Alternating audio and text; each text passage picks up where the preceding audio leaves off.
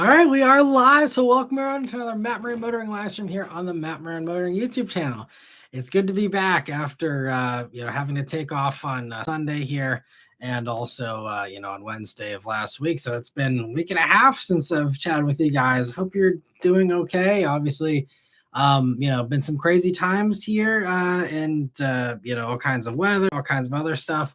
Hope everyone's staying warm, safe, happy, healthy, all that. So like all these Wednesday live streams are going to go for about an hour. I might go a little longer if we've got a lot of conversation and stuff to chat about here. But try and go for about an hour. So I'll give priority answers to anyone who has a super chat or a super thanks, as well as anyone who's a member there with the green usernames. They always get that priority answering. If you'd also like that, there's a link in the description.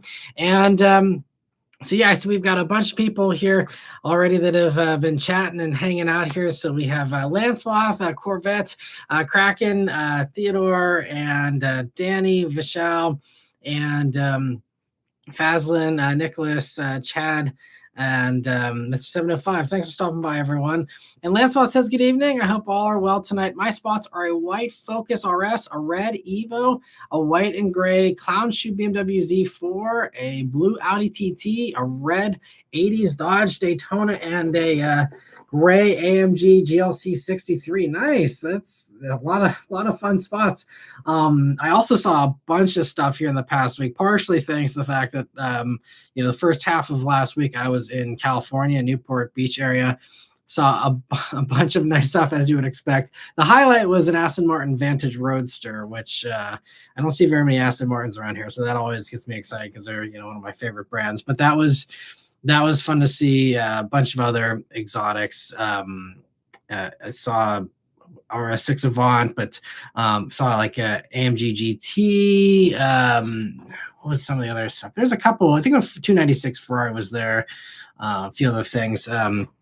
But one of the more funny spots just today that I saw, actually, there's a local person who has a black Cadillac XLR, and they drive it around a decent amount that I happen to see it fairly often. But I just saw that they were driving it around in the snow here. We had 1.5 feet of snow on Sunday and been digging ourselves out from that ever since here. But someone was driving this XLR with there was snow bunched up in the lower part of the front bumper. And I guess they have snow tires to be getting around in this stuff with it. But they're using it as their all-around car. I see it in the summer. I see it when there's snow on the ground. It's nuts. One of the most hardcore XLR owners I think out there, as far as just using it like a regular car, and I love that.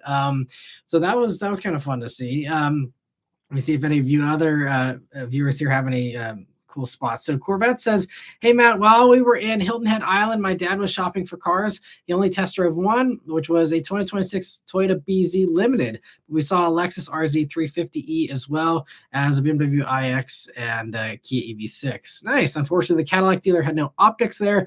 We will test drive one at some point, as well as the RZ and maybe even the Volvo EX30 and even a Mercedes like the EQE or EQB. Nice. Well, yeah, hope the test drives all go well. I will actually be having the 2026 BZ for a week here, not this coming week here, but the following week.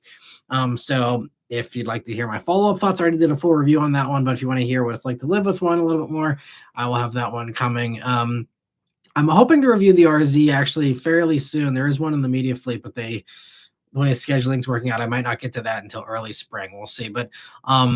But yeah, I mean, because that seems kind of promising as well, especially now that we see the pricing on it. It's pretty good. So but yeah, hope you're enjoying your time in Hilton Head Island there.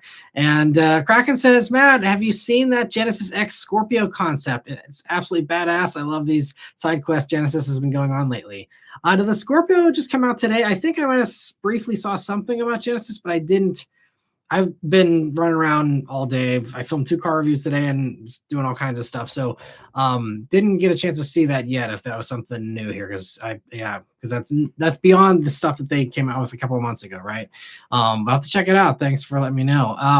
And Theodore saw a red Mercury Marauder. That's fun. Man, yeah, that's another rare one you don't see too often.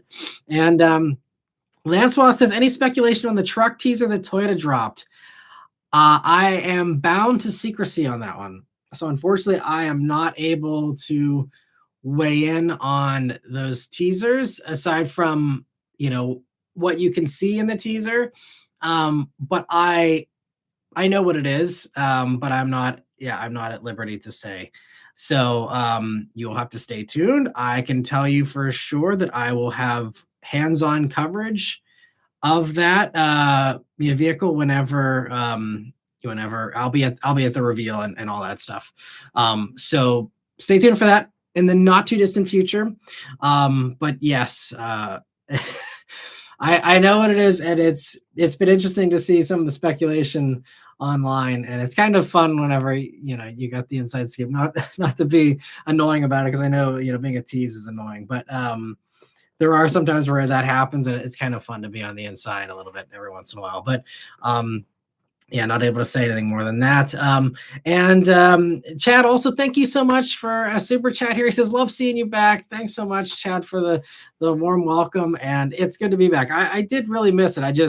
I was just not in the mental space to have a fun, chipper live stream on Sunday, unfortunately. But I missed it, and so I'm happy to be back here. And Chad, thank you also for gifting a membership. I really appreciate that too.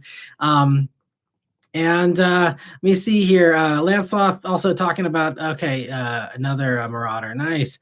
And Danny says hello. He hasn't driven since Saturday afternoon. I would have driven tonight, but my mom is nervous about me driving with the road conditions, such as the poorly plowed roads and others in my area. This Saturday, if we get the storm that's rumored to hit, my mom or dad will take me in the Bolt to a mall parking lot and teach me how to deal with driving on unplowed roads and braking and moving on ice, or off and on. Yeah, I mean, so yeah, that's great to see. Yeah, I mean, I don't know. Yeah, I heard there may be something. I thought it was not this weekend, but next weekend. I don't know, but yeah, I'll have to see. I don't know. They kind of talked about that briefly for us, but I don't know if there's been any follow up on that. I know it's gonna be super cold, but beyond that, I don't know if we're getting anything here in the Pittsburgh area. But yeah, we got the most snow we've gotten in probably 12 or 13 years here. I finally got to put my snowblower to good use, and the press cars I had this week, one in particular, I have the Land Rover Defender V8, which stay tuned for that review. I mean, that's another one that I love, and if I had a lottery dream car kind of buying thing that I'd be able to do, Defender would be one of the ones on there specifically for stuff like all the snow we had. So between having the RS6 Avant a couple of weeks ago, and I got to drive that in snow, and that was going to be one of my winter beaters if I ever won the lottery. And then the Defender was going to be the other one if I actually needed ground clearance in a winter beater kind of scenario. And we had 1.5 feet of snow here, and it was so fun. Today I actually finally drove it for the first time since the snowfall, and I raised up that air suspension, and I mean, because it was still surrounded, because it got heavy with the snow, because it got a little bit warmer into the mid-20s, and that made the snow a lot more dense. It was really light and fluffy before that, but made it dense. It was really hard to shovel it all and get it around the car and all the cracks and crevices. So I was like, screw it, I'm just gonna raise this thing up into off-road mode and just go nuts, and spin the tires until I get out of there. And the thing was fantastic, and you can see it locking the diffs. It showed me on the screen, it's locking everything up and working to, ease me out of there. For a second there, I thought I might actually get stuck there, because, it was a lot of snow and it's hard, frozen kind of snow.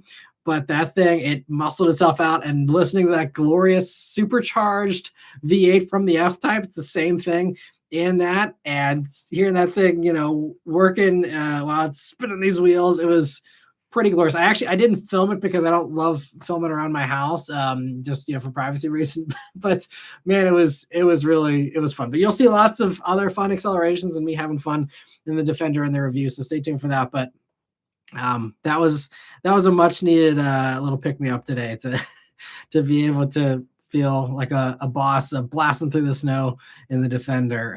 So that, yeah, it's not all bad for sure. But I think it's great though. If you're not used to driving on snow, go into a deserted parking lot where you're not going to piss anyone off or get in trouble. And, try and learn how to handle yourself on that, because that having that knowledge and building up those reflexes is absolutely can be a lifesaver, and if nothing else is just a nice skill to have under your belt. So I hope that goes well, Danny.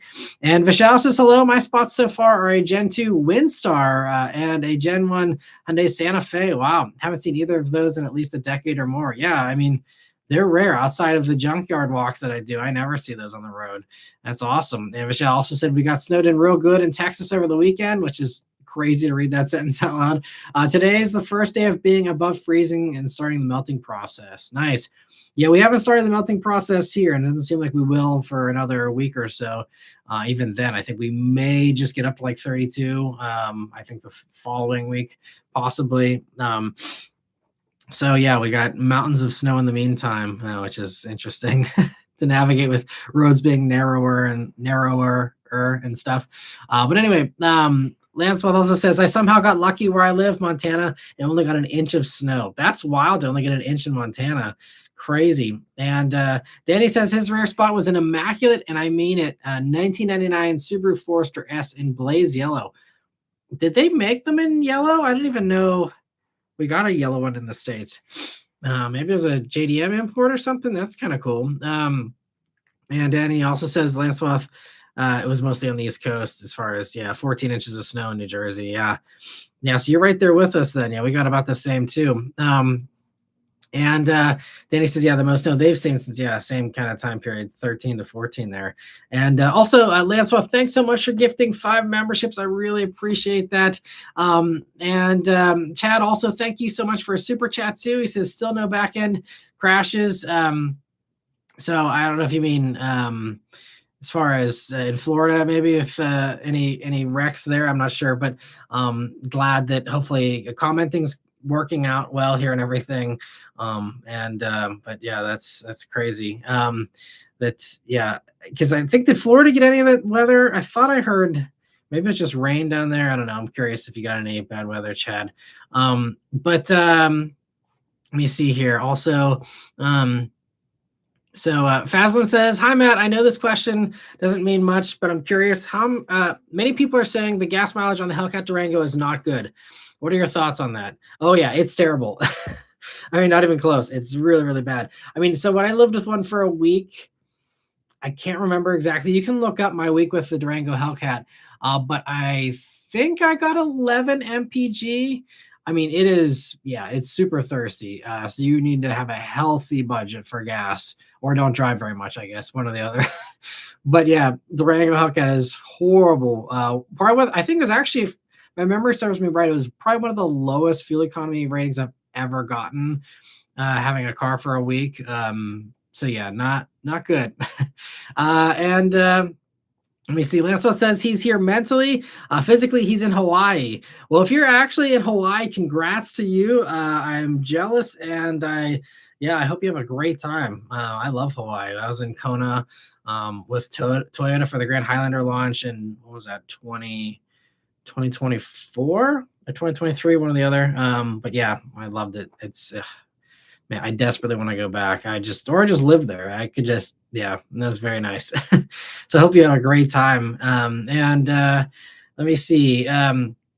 Also, Beck says, did you see what Toyota posted on their Instagram? Yeah, so a teaser once again. And Lantern Tail says, with the S and X gone, Tesla is no longer a luxury brand. It's more of a mainstream premium brand. Yeah, I mean, and I never even really, I mean, I guess you could say the S and the X were pretty luxurious. Again, I guess because of just the price tag.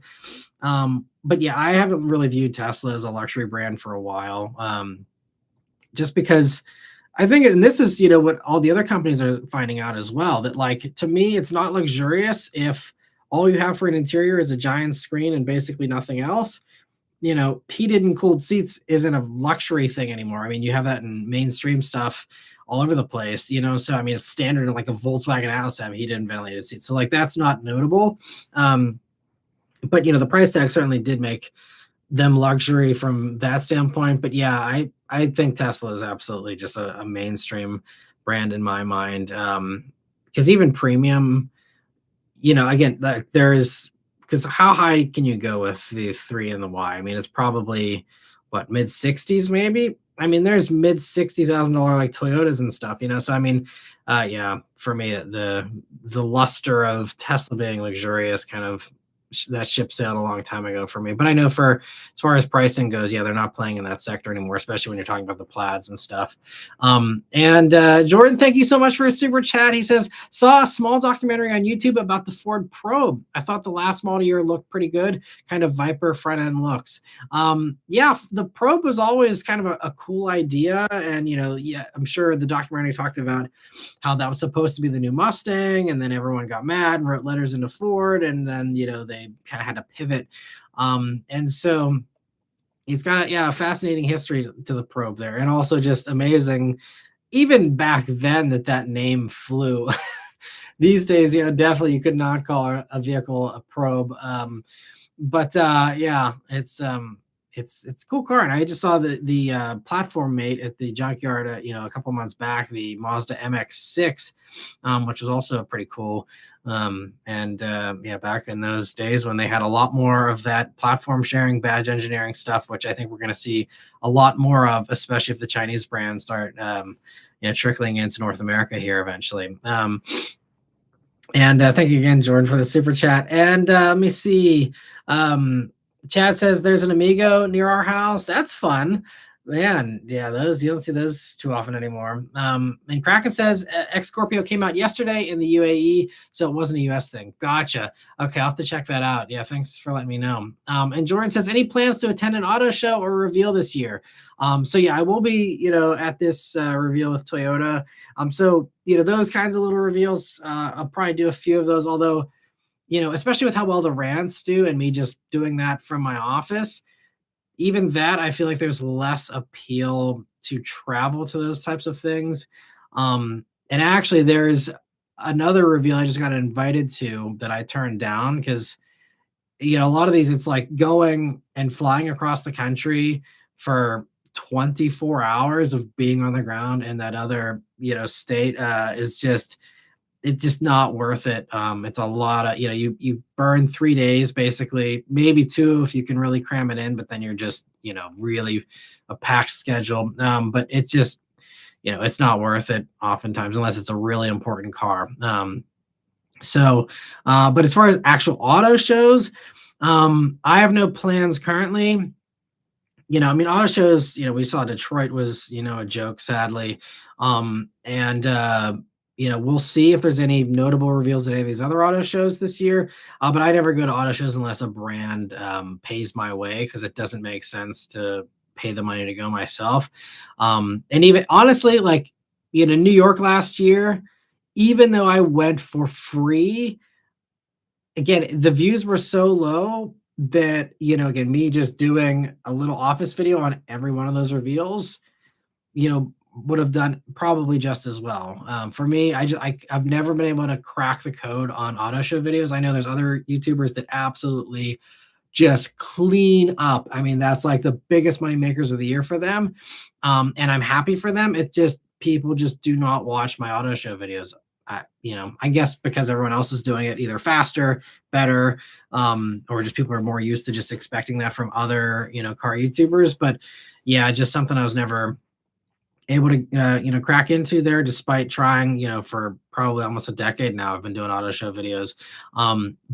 Yeah, so I have no plans. And even if I got offered, I probably would say no, unless I had a really good reason. If the brand that's bringing me is like, hey, we're bringing out this really cool thing, and it's something I know is going to get really good views, you know, then maybe I would go. But yeah, it's hard to justify. It's fun, you know, it's fun, but you know, this is a business, and it's not about just having fun. That's a nice side effect oftentimes. But you know, auto shows also, they can be fun just because you get to, you know, hang out with your buddies. You know, I'm very thankful to, you know, have in the car space. But aside from that, I mean, it's a lot of work, and it's, you know, hurry up and filming and hurry up and running back and editing everything, and, you know, getting it up before everyone else does, or trying to not be super late on that stuff. And it's just, auto shows are very stressful too. So Yeah, that's my my thoughts on that kind of stuff this year so far.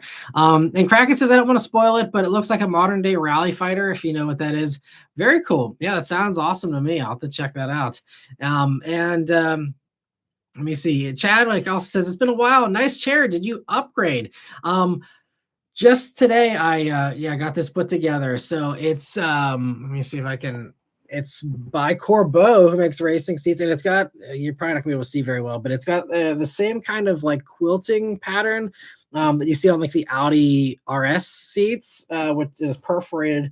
It's a really nice seat. They actually just reached out and emailed me and said, "Hey, like we saw you're doing these office things, and we thought you need a new chair." And they are fans of the channel, and just said, "Yeah, if you'll use it in your videos, and give us your honest thoughts on it, we'll send one." So I'm gonna do a little social post for them, and just to thank them and kind of give my thoughts on it, which will be honest. It's not a perfect chair, I will say, but it's very nice, and so I'm looking forward to another little thing to kind of, I guess, make the office videos and these live streams a little bit more I don't know, appealing, I guess. In addition to, I'm going to try and work on the lighting and things like that to make it a little bit better here this year.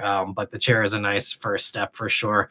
And yeah, thanks for noticing. And again, shout out to Corbeau for sending this over. They have a bunch of cool designs. They had a few others where it had like the seatbelt or like the harness like spaces. It looked like a racing seat, but this one was kind of the one that I just thought was going to be a little more comfy for the hours upon hours I spend in the chair.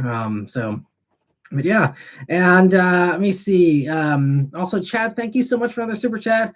And so let me see. He said we don't care. I'm not sure if you mean about the auto shows, maybe.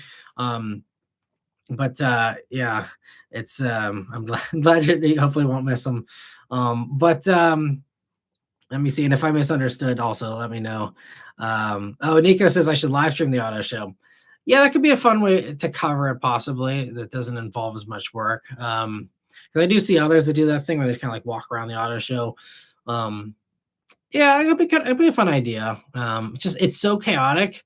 So I'd have to work on my mic situation because it's so loud and there's just, yeah, it's kind of a little tricky. And also data connections also oftentimes getting killed if you're on the media day there because everyone's uploading stuff from their phones nonstop. So it might be a little tricky, but yeah, it's something to consider for sure. And let me see here. So where were we? Evander, thanks for stopping by, and I hope you're doing well. And Sea Striker says, "Hi Matt, have you guys ever been to Shady Maple Smorgasbord? If so, how was it? Would you recommend it for a tourist?" I have been there actually. Last time I was there, I think actually was with Eric the Car Guy. Whenever we did there was a Mustang Bullet rally thing that kind of everyone all met up in Hershey. And Eric the Car Guy was out there for that. And so we did a little drive through Amish country together. It's a fun video. I can't remember what it's called. Something like I drove with 100 other bullets or something. I can't remember. But if you look through the bullet playlist that I have for the Mustang Bullet, it's there. And yeah, we actually stopped in the parking lot there of the Shady Maple, and I think I filmed something there. Maybe it was there was a 2008 Mustang Bullet that had a body from a 68 kind of put over top of it. And I think I filmed that there in that parking lot. But anyway, it's good. Yeah, it's kind of touristy, but it's good food. It's a lot of good food. I mean, I think it might be a little overblown with how good it is. I mean, like some people, at least in Pennsylvania and stuff, like really talk it up like it's the greatest thing ever. As someone who I think has had my fair share of, unique dining experiences, mostly thanks to all these, press trips and stuff. It's cool. If you're in the area, I think it's, one of the more notable ones, but I think also it's one of the more commercialized ones. And it's been a long, long time. But I mean, back when I was a kid, I remember, there was a lot of more like niche, mom and pop kind of Amish food places. I think oftentimes going away from, the one big one with giant neon lights and going to, the small little hole in the wall ones might give you a, kind of a more fun experience as a tourist, but I have no idea as far as recommendations or what's around anymore or anything like that. But yeah, all of the especially the locals in Central PA. That's yeah, the lore of the Shady Maple is well established. So it's a fun experience. If you've never had Amish food and the cooking and how they do it all, it's definitely a fun thing to try for sure. And let me see. Dave, thank you so much for a super chat. He says, first, you're good, dude, and keep up the good work. Second, thinking of getting rid of my Dakar Yellow E36 M3 for a new G36. Crazy. Well, first, thank you for the kind words. I appreciate that, Dave. As far as E36 to a G36, I think that's as long as you want something modern, because obviously you're doing a giant leap forward as far as technology, and there's a certain charm to those classic BMWs and just vehicles of that era in general. I'm assuming you've probably test driven a G86. If you haven't, certainly obviously do before you make any decisions. But I think it is in a way. I think I can kind of track your train of thought. The G86 is probably fairly close to a modern successor to E36 M3, just kind of a similar vein. And in that context, yeah, I think you would enjoy it. Now, I will admit, I've actually never reviewed an E36 M3. When I used to work at the BMW dealer, back in high school and college, I did drive a few of them. So I do have a very foggy recollection of what they're like, just driving around parking lots and taking them to get gas and back, nothing actually dynamic. But so I don't have a lot of experience. I mean, but what I can say is, from what I've seen and a little bit of experience, they are a little bit tail happy. So I think you'll kind of feel that similar kind of vibe with the G86. And it's still just a nice, simple sports car with the G86. So I think, in that regard, you'll feel right at home too. But yeah, I think that's probably good. I mean, if you are into BMWs though, I'd also say, make sure you don't sleep on, like the M, or even the 2 Series, the 230i or the M240i. I think that is also kind of in a way, the spiritual successor to those E36s. And I just did a review on the E30 or the 230i X-Drive Coupe back last year, and really I thought that was a ton of fun. Even though it's not the M240i, it still is really punchy. It's the B48 turbo 4-cylinder. Still makes great sounds, still drives great, still is fun. And of course you can get those with rear-wheel drive. I did the all-wheel drive, but rear-wheel drive I'm sure would also be another one worth considering. Obviously, you're not going to be, it'd be a lot more versus a new G86 if you're talking new versus new. But you can get a lightly used 230i rear-wheel drive, probably not more than a year or two old, for pretty close to the same money as G86. Maybe a little bit more, but you're kind of in the ballpark, I would have to assume. So that's the only other one I'll throw out there. I'm sure you've already considered that, but if you haven't, I drive that too. And between the two of them, see which one feels best to you. But I think G86 would be a fun transition for sure. But if you love your car, I think the E36s are only, especially the nice ones, the ones that haven't been turned into drift missiles and, stanced out to oblivion and stuff. I think that, they probably will appreciate. So again, I don't know your, financial situation as far as everything goes, but even if you do want to get a new car, I'd argue keep the M3 if you can. Even if that means you have to go to something cheaper to afford, a second car. Again, who knows if you have the space to store it and all that, but just, I feel like an E36 M3 could be a good investment car too, if it's in nice shape. But yeah, hope that helps you a little bit there, Dave. And let me know if you have any follow-up questions too. And Nintendo Atari Killer, thank you so much for being a member for 17 months now. I really appreciate it. He says, Instagram algorithm is showing me videos of big hills in Pittsburgh. Anyway, would you rather have a popcorn machine or a roller dog machine for the office?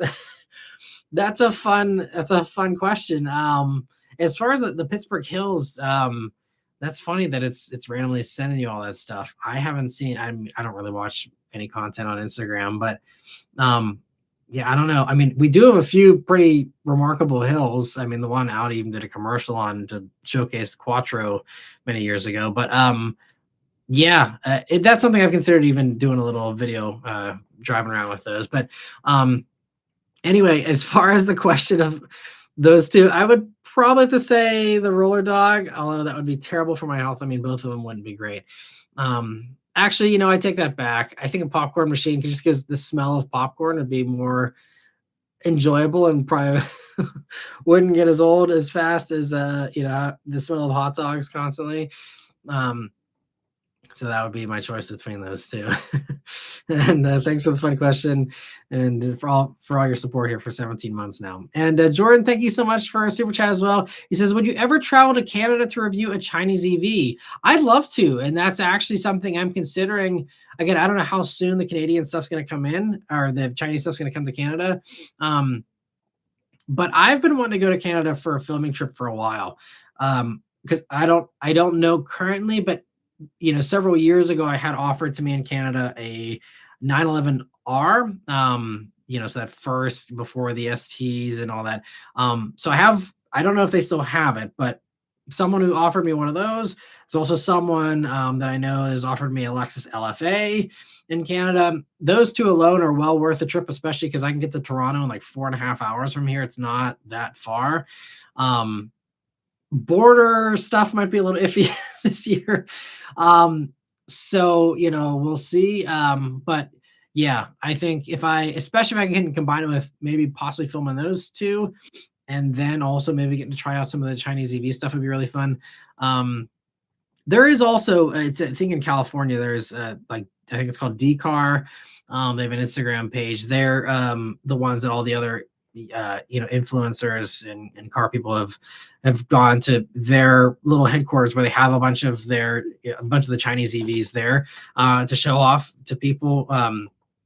And so, if there's cars that I don't have a ton of Canadian viewers, but that is my second largest viewer demographic after, the United States. So it is something I'm curious about now that is seeming like, again, it's something that is here to stay and is going to only get bigger and more important. Get my feet wet with a bunch of them, I think would be kind of cool. But if nothing else, absolutely, that's something I'm considering for the future here. And Lancelot, thank you so much for a super chat. He says, villain with the straight pipes. Yeah, I would certainly meet up with them. Yeah, I chat with Yuri every once in a while, and I was bummed because actually when I was with Audi last week for the A6 drive. You'll see a review of that here fairly soon, a couple weeks from now. But I did that was in Newport Beach, and Yuri was in San Diego with Honda for Prelude. And I was like, oh man, it's so close, but not close enough to be able to meet up. But yeah, last time I saw him was actually on Charger EV back at the end of 2024, and always good hanging out with him and Jacob. So yeah, but I've said many times I'd love to come up and hang out with him up in Canada there, and yeah, so we'll see what happens. But yeah, I'd like to try that at some point. He said, oh, instead of villain, he meant collab. But yeah, absolutely, collabing is same thing. Cruising around with straight pipes would be really fun. And also, while we're on the topic, I see Timothy says you should meet up with Savage Geese. Yeah, I bump into them a lot. I'm very fortunate that I've been, on many trips with them. And one of the funniest ones, I don't know if I've told this story or not. When we were on the media drive for Tacoma, the first media drive for Tacoma, I was on it with them. And we all did our filming and stuff, but I don't remember how it ended up working out, but we kind of, with the Toyota events, you always have like a base where you launch from, and they'll have like all the cars there. And so you head there at the beginning of the day, and you have little rotations around that hub, and you go for a little loop in one, and then you say, oh, okay, now I want to try the other trim. And then you go for a loop in that. You say, oh, I want to try the hybrid now. You go for a loop in that. And it all goes back to this hub. And so anyway, I had been done with all of my loops and concluded my filming for the day.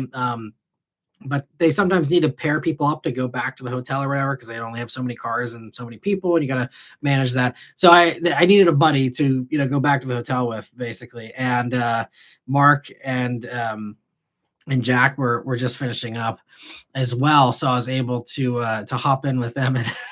And so Jack was driving me and Mark. I was in the back of the new Tacoma, and it was a strange place for the launch too, because it was like on the really intense canyon roads of Southern California, and not a place where you want to test the handling of a Tacoma. Because it's out of its element there for sure. But that's where we were. And so I just remember I'm like sitting in the back, and I'm just trying to not get car sick, because in the back, especially on windy roads, like I have to be staring through the windshield, like focusing, because if I look down or I look away, like I'll get sick. And Jack was hauling in the Tacoma on these windy canyon Southern California roads. And then Mark randomly was like, I want to stop for ice cream. We're like, okay.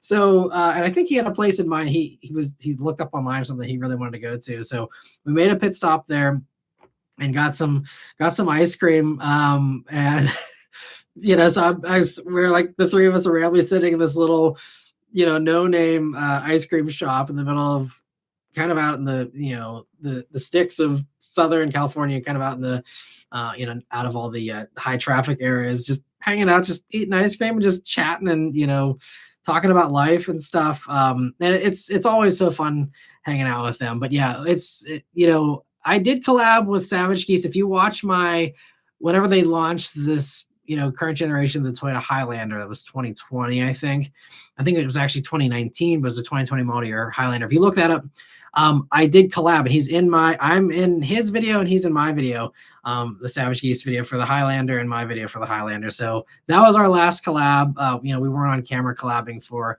anything since, but again, I have bumped into them a bunch since then, and they're good guys. They're really good guys, and and they're right there with me. They're always one of the fun ones to kind of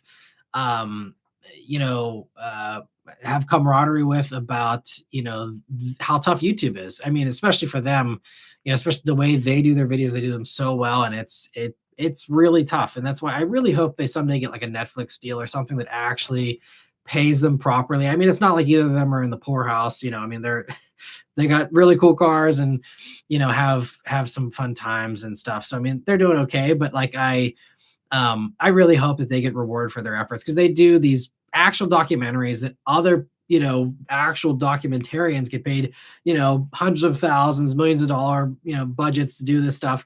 And Jack and Mark are doing this stuff on a shoestring budget, trying to get this stuff approved and getting the access and all the hair pulling that happens along the way to get those things done.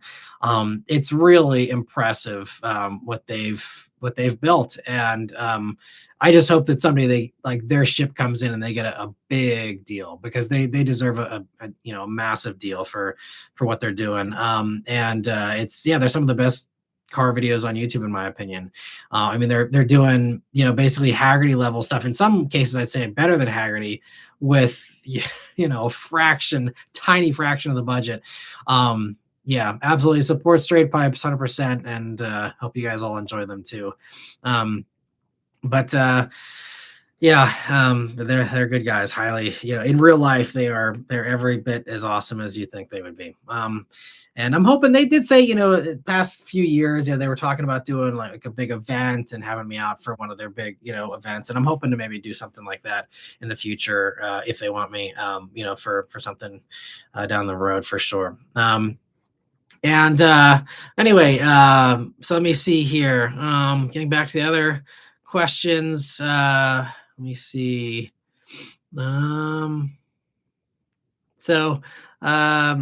Danny says, my mom also doesn't trust the Bolt fully in these conditions. Front wheel drive EV on the regular EV efficiency tires it has from the factory. Yeah, you're not going to have a ton of grip for sure. So definitely want to be, a little more careful.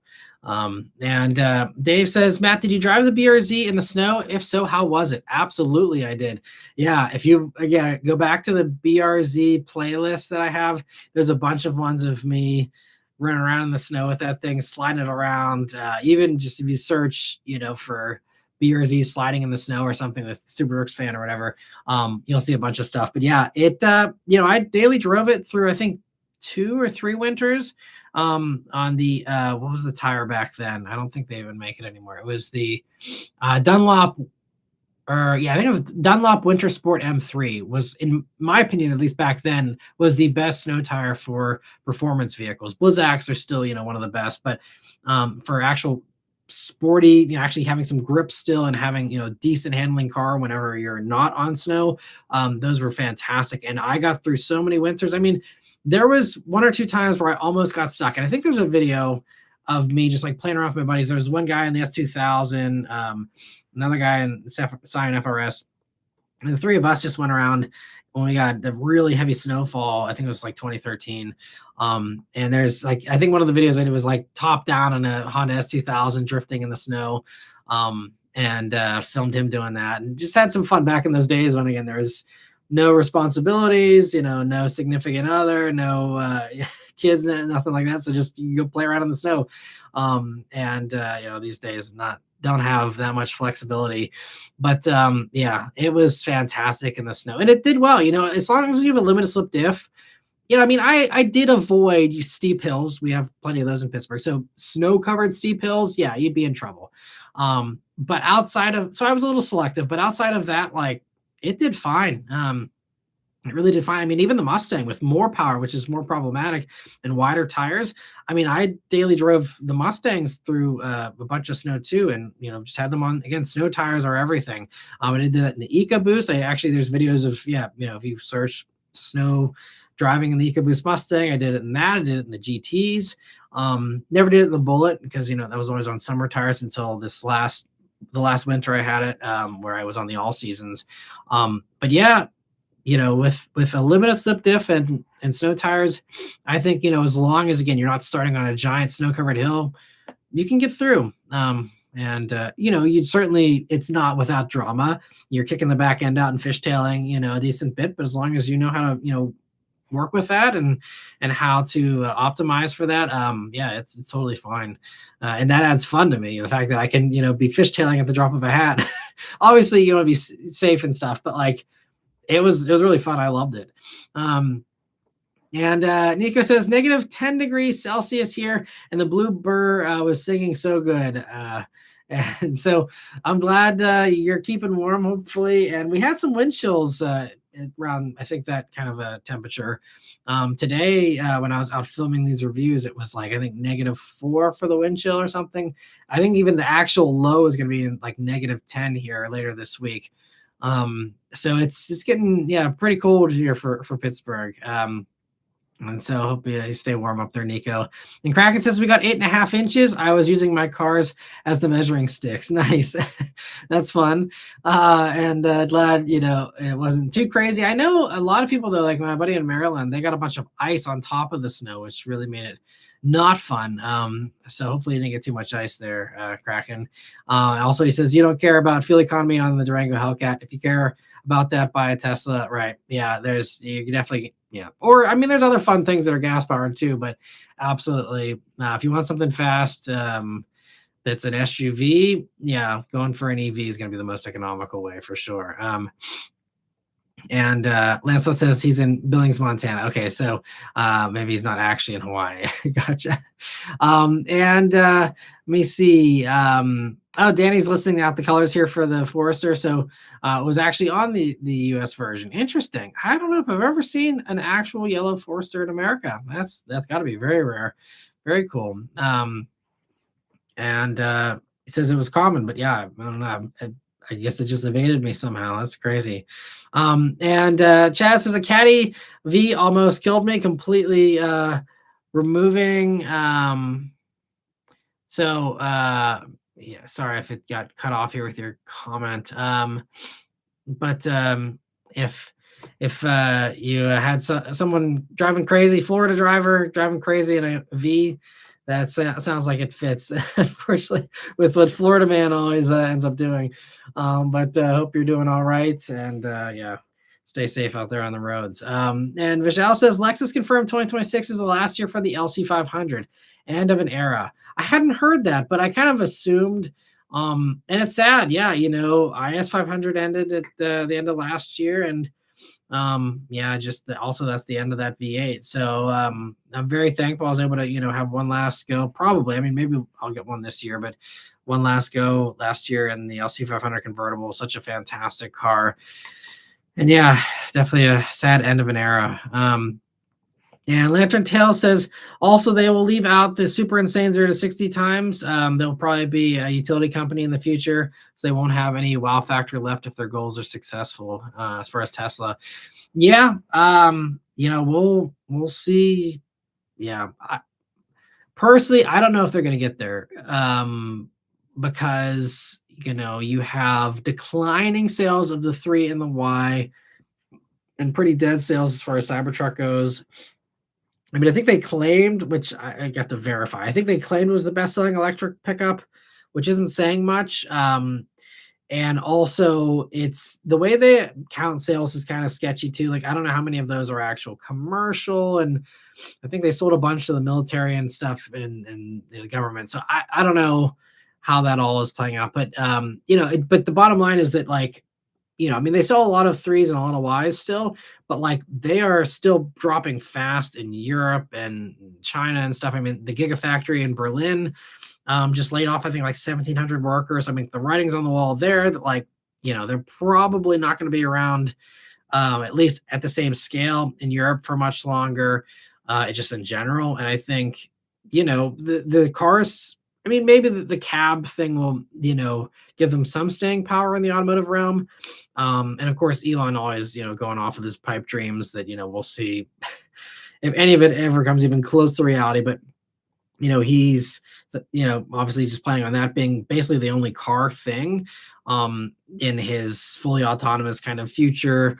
So I'm sure, again, mentally, it sounds like they're already moved on to, what's next as far as these robots and the AI stuff and all that. So I think that Tesla as a car company probably won't last much longer.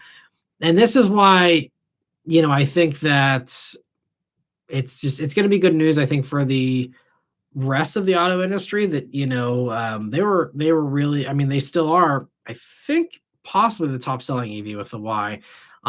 But I think as they slowly drop away and as Elon continues to sabotage the car side, at least, with just his daily actions and words and everything else, I think that it's going to just kind of give the win over to all the competitors. And we're already, like I said in my little rant that I posted right before this live stream, there's now no competitor to the Lucid pretty much.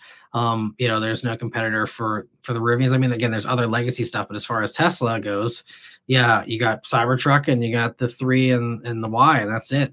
So not a very competitive company. I mean, the 3 and the Y are also super dated. They have the little refresh, but still the same car. And again, I think most people don't want to be in something as polarizing as a Cybertruck. So that's, not going to be a promising, thing for the future either. So I don't know. I mean, because I don't see those declining sales of the 3 and the Y sustaining the rest of the company, for this transition period, because they're not making any profit off of autonomous taxi service, and they won't for a long time, regardless of what Elon thinks.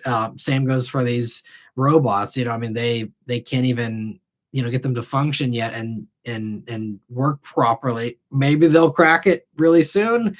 I wouldn't hold my breath for that either. But and then how many people in this economy have the money to be buying these things? I mean, I'm sure it's gonna be more commercial uses at first, but even then, I'm not convinced. Maybe I'll be wrong. I don't know, but I don't see it. And so I feel like they're kind of in a pinch point of, if you got all this other stuff collapsing pretty quickly and you're very much in the early stages, very far out from actually making profit from this other stuff, and you don't know if that stuff's actually going to go off as well as you think it is, those things could fail. But I mean, I don't even know if they're going to be able to make that leap. I mean, obviously they got funding and everyone, who still is, kissing their feet. But I think that it's, yeah, I don't know. I think it's going to be an interesting year for Tesla for sure. We'll see how it plays out. But let me see here. Yeah, Danny was asking about the ICE 500, which we already discussed here. And Evander says, I spotted a Mercury Villager today. Never seen one of those before. And that too in the old school dark green paint color. That's awesome. And Chad's asking about Prelude. Yeah, all the reviews dropped for Prelude. Obviously, I have not reviewed one yet. I'm hoping to have one this spring, but yeah, sounds like it's going to be, mid-March at the earliest, might even be later before I get my hands on one. I'm not worried about it because, and I will say, I didn't watch any of the reviews yet, but I saw, the headlines, and I did read, a couple of the little articles and stuff. And I don't know, I get that a lot of people want the Prelude to do well, and, they're excited about it. And I know some of them did include the important caveat of it's too expensive still. But like, I don't care how good it drives. I don't care if it floats on water or flies. Like, it's just, it's not priced well. And that's the biggest problem. And I think it was the Carbuzz article on the Prelude that kind of gave a little bit of a hint, or maybe it was the Car and Driver one. Someone said that Prelude was supposed to cost $38,000, but because of tariffs, that's why it's $42,000.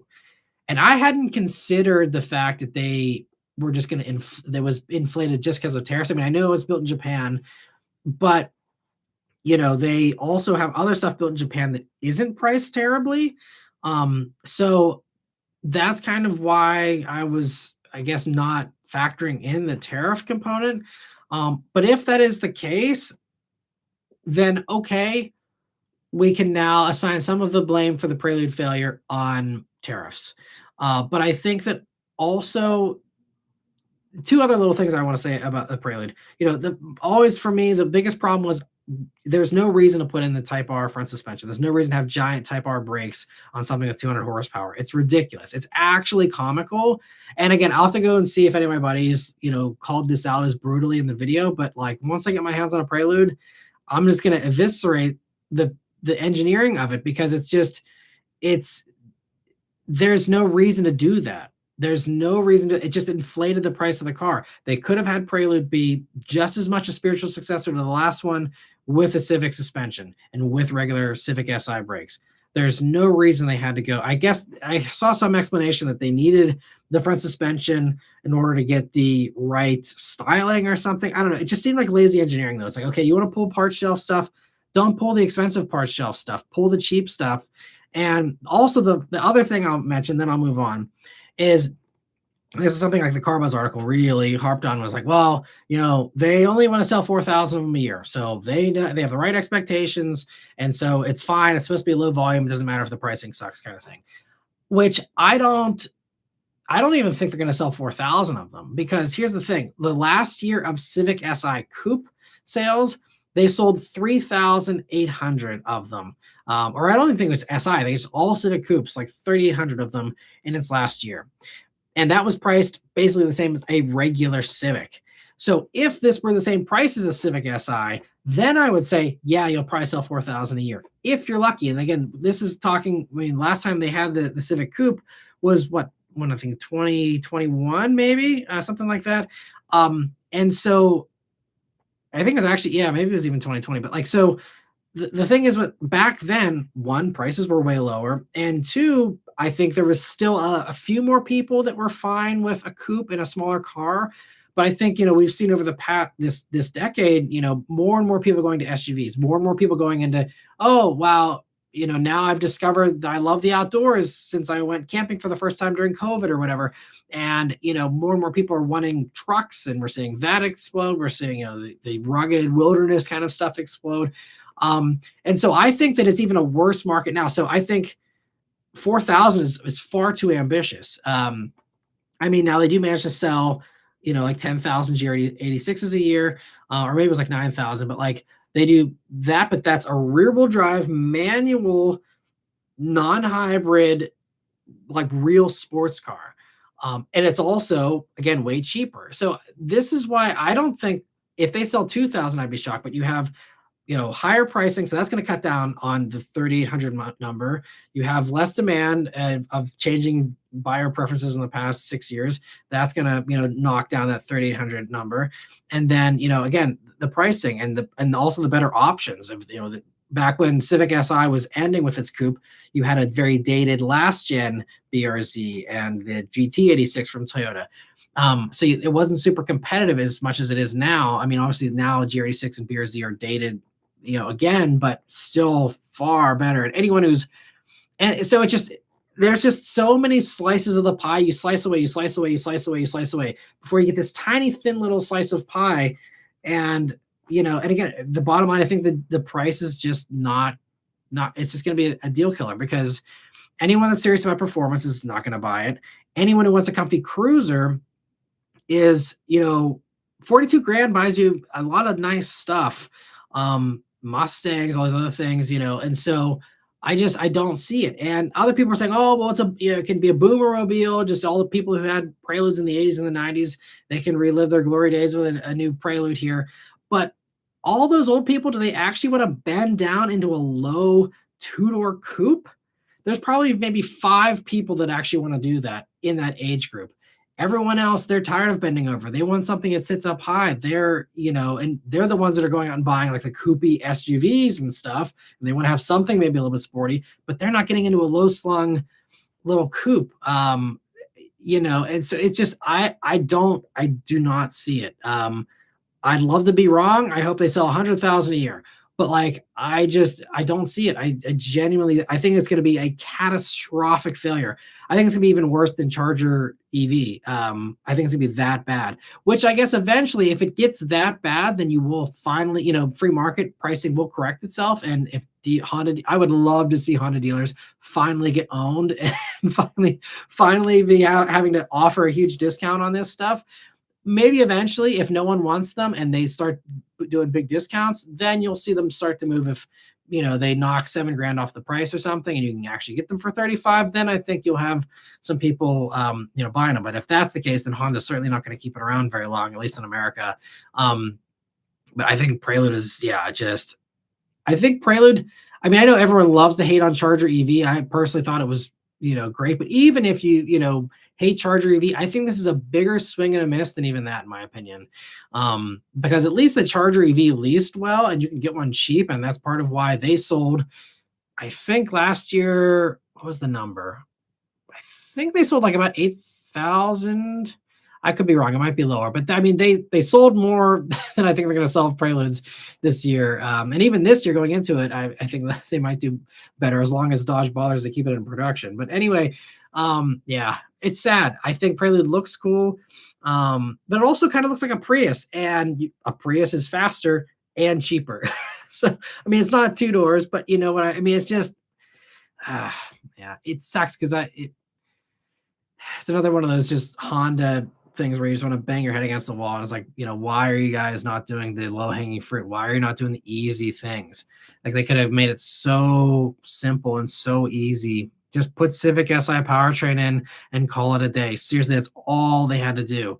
And I don't know. Anyway, moving on here, because we are almost at an hour, and I'm sure I'm pretty behind on comments. So I'm going to try and do a lightning round here for the end. So Darnell says, for the auto shows, by the time you get back and edit the video, a bigger production channel probably covered it all. Absolutely. That's always what I've run up against. And Jordan says, Slate actually responded to my request to contact you for an invite review. That's awesome. Well, thank you again for going to bat for me on that. And I'm sure once they start doing more media stuff, hopefully they'll connect with me on that. I haven't heard from them yet, but hopefully, if they're saying, I think the end of this year is maybe when they'll be ready to start, launching or doing stuff with the slates. I'm absolutely excited to cover that. I think that's going to be huge. Car I'm really, really excited about. So that'll be awesome. And Jordan also says, thank you so much for sharing this and for thinking of us. We really appreciate the recommendation. We'll make sure to pass Matt Moran's info along to our team. Thanks again for your support. Oh, gotcha. That's from Slate. And yeah, so thanks. And I think you forwarded me the email from them as well. So yeah, I appreciate that again, Jordan. And Nintendo Tar Killer also recognizes the new chair there. And thanks for using the emoji. And Timothy says, so you will never review the Model X. No, I had opportunities. The used car lots that I work with, they've had them in, and I've always turned them down, or just, I've never reached out to review the Model X.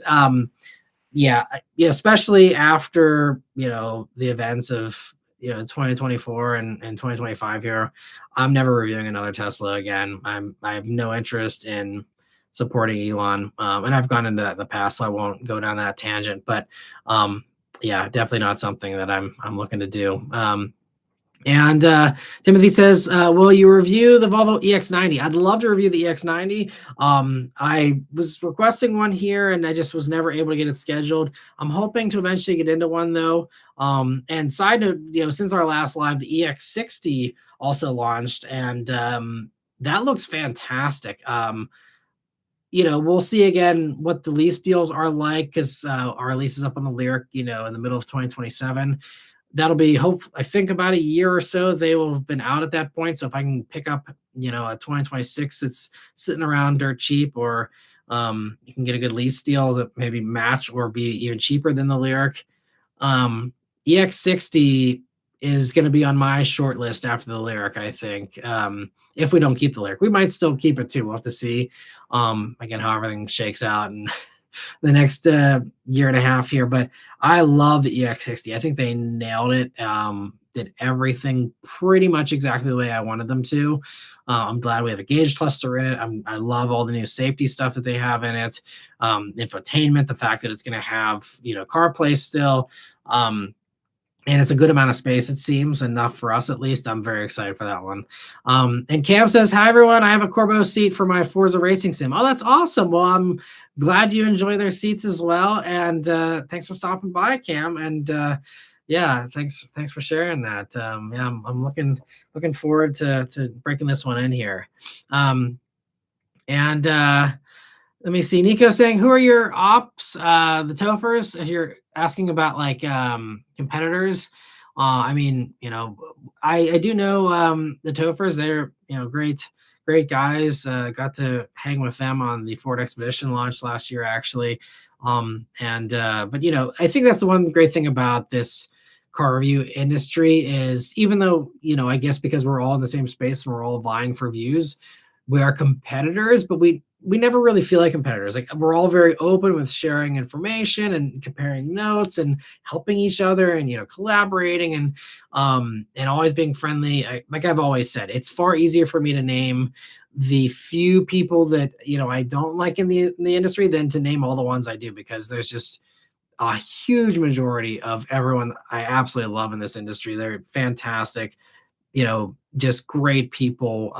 And just, yeah, very thankful to, call many of them friends too. And let me see. Cam says, I'm going to the DC Auto Show soon. I know it's not the biggest show, but at this point, it's a fun family tradition. Yeah, and that's the great thing about the local auto shows, is just getting to check out stuff for yourself without a salesman breathing down your neck, and just, yeah, getting your hands on some new cars really easily all at once. The regional ones are really fun for that, for sure. I mean, I love that. And anytime, a family member or a friend, is looking to buy a new car that year, I'm always like, let's go to the Pittsburgh Auto Show. And it's always been fun to kind of, do that with them. Obviously, there's no reason for me to go because I've been in, most of the stuff with the auto show typically. But yeah, it's always fun to go with others. And yeah, it's a fun way to kill a weekend day here in the middle of winter time. So I hope you have a great time, Cam. And Nico says, a yellow M3 for a shoebox with wheels. GRD6 is definitely not a shoebox with wheels. It's fantastic. But anyway, let me see. Decepticon, thanks for stopping by. And Lantern says he pre-ordered Forza Horizon 6. Nice. Well, congrats. And yeah, I'm very excited for it. I don't know if I'll ever, play it anytime soon, but hoping to play it someday for sure. And Dave, I'm glad you enjoyed the thoughts there from the super chat from half an hour ago or whatever. But sorry, I'm so far behind on comments, but glad that helps, Dave. And Danny agrees about Forza looking great. And let me see. And Lantern Tale says, yeah, car meets in garages. It's going to be like Test Drive Unlimited. Yeah, I love that. Yeah, you're going to be able to like buy houses and customize all that stuff. And that's one of my favorite parts about Test Drive Unlimited. And also, yeah, like the live car meets, like the live hangouts and stuff. That's really, really cool. The fact you can actually like buy that car, that customization or whatever is really cool too. So yeah, I think it's gonna be really fun. If I had the free time, man, I would love to get into that. It'll be so fun. So I hope you guys really enjoy it. It'll be cool, and hopefully I can enjoy someday too. And Darnell's weighing in on the hot dog question there. And Fook, yeah, also about the chair. And if you missed it, Fook, I won't get back into it again, but hopefully you caught the chair discussion here. And I know I'm just going through the questions here a little late. And also, I see Fook has a member question here. Thanks so much for being a member for 32 months now. He says, all brands are gangster with new hybrids and EVs, like the best-selling cars in a few years won't be Ladas. Yeah. I mean, we'll see how this car market develops and what the future holds. Yeah, it is. It's gonna be interesting to see between the slow rise of autonomy, and also, I mean, there's another thing I'm going to be ranting about. I think pretty soon is just the market disruptions that are going to happen this year. Just with AI just coming in and taking all these RAM and all these chips and stuff, I think we may actually have another chip shortage starting to form, and we may be in for a rerun of car supply stuff. Probably not quite as bad as COVID, but I think you're going to see some restricted supply, which is also going to raise prices, which is going to make it further. It's gonna be a bad snowball. I think we'll see what happens, but it's gonna be interesting to see how all this chip stuff works out here, because AI is just consuming everything in its path, and I hate it, but it's the world we live in, and so can't fight the wind, I suppose. But let me see. Nico says, I will put in a good word with the one border agent we have. Well, Nico, yes, I would certainly appreciate that if I ever do come up to visit. That would be great. And Theodore says, I'm glad you're back. Hope you're safe, you and your family. Thanks, Theodore. Yeah, we were always safe. The snow was fun. I had no problems with that. It was just, just a tough weekend from a news standpoint for sure. But let me see. Mr. 705 says, not sure if it's true, but I saw a post about the Canada-China deal fell through. Who knows what to believe these days, though. Interesting. I hadn't heard that, but I will certainly look into that. Interesting. Thanks for the heads up. And Lancelot says, okay, sorry, we talked about that already. And Danny says, I have two good family friends who come down to New Jersey from Ontario. They own a 2022 orange Nissan Kicks and a 21 lime green Hyundai Kona. And they, I'm trying to see, also, they also own a 65 Pontiac GTO. It's gorgeous looking. I bet it is. And Nico's asking, what about Throttle House? They're cool guys. I got to chat with them a little bit too on the Charger EV launch. That was the last time I saw them. They were also on the Land Cruiser launch. Very briefly, I saw them before they went off and did their own thing and I guess wrecked the Land Cruiser or whatever they did in their video. But they're cool guys. They're very down to earth. That was the one thing I was, because they're, massively popular. But they were, very, very kind to me and seemed like, really nice guys. So, now they're going to be on the new American Top Gear or whatever, right? So that'll be, I think is that because it's them and the one train guy or whatever, right? I can't remember. Is that still happening? Top Gear America or whatever? Or maybe it was just one of the Throttle House guys. I don't recall. It's been so long since that news. Everything this past year has aged me so much that I'm just like, what is time anymore? When did things happen? I'm like, everything feels like it's been an eternity. But anyway, So let me see, and yeah, Cam, yeah, I did see about Forza. It's gonna be awesome. And let me see. Decepticon says he just spotted a 992.2 911 coupe, sky bluish color and bronze wheels. Wow, that's a beautiful combo. Wow, that is a nice one. Very cool spot. And Lancelot says, I remember you doing the media drive for the Kia Stinger with Redline Reviews. Yeah, that was actually my first media drive. And then getting to partner up with Sophion was great. I actually just saw Sophion last week on the Audi A6 drive. And so it was great to catch up with him a little bit. But yeah, so that's the thing. I have done some of those collabs. I collabed with Engineering Explained, and we did a back-to-back comparison of Veloster N versus Miata. And that was back, when was that? 2018 or 2019. I've done a lot of those collabs, and that's why I love doing them, but they haven't really moved the needle much, unfortunately. I know for other YouTubers, collabs were like really great and really help boost their channels. But for me, it's never really done much. I mean, all these trips I've done where it's me and Chris Fix and Humble Mechanic and Eric Ficarra and Engineering Explained, all on these cool trips that we did. I mean, even that kind of stuff, never really boosted the channel too much, so but I still love doing them nonetheless, and I'm still hoping to do more collabs in the future. But let me see. Nico says that sweatshirt looks itchy. Actually, it's not. It's very nice and soft, and it's super warm, and that's why I wore it today, because I was out again filming in negative wind chills, and so I needed something warm, because that pea coat that I wear is not the warmest. But as far as my winter coats goes, that's the best one for the reviews. So that's why I wear it. But this is nice for sure. And let me see. Lantern Tail says May 16th, 2026 is officially marked on my calendar. That's day one launch for the standard edition. Yeah. And I'm thinking maybe, because I think if I do ever have the spare cash to drop, the insane amount of money on a new console, because right now I just only have the Xbox One. So I don't think that's on.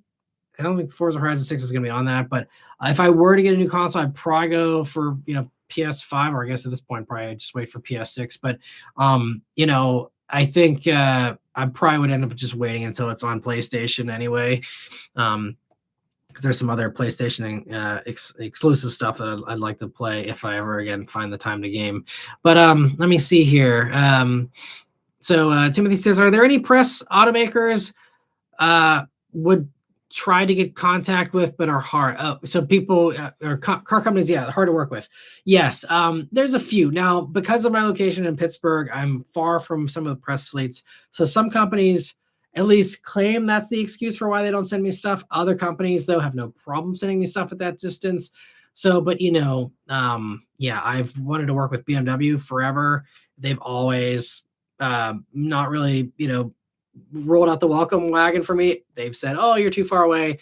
But I do know for a fact that they've sent stuff in the past. And they did slowly start to send me stuff here in the past year.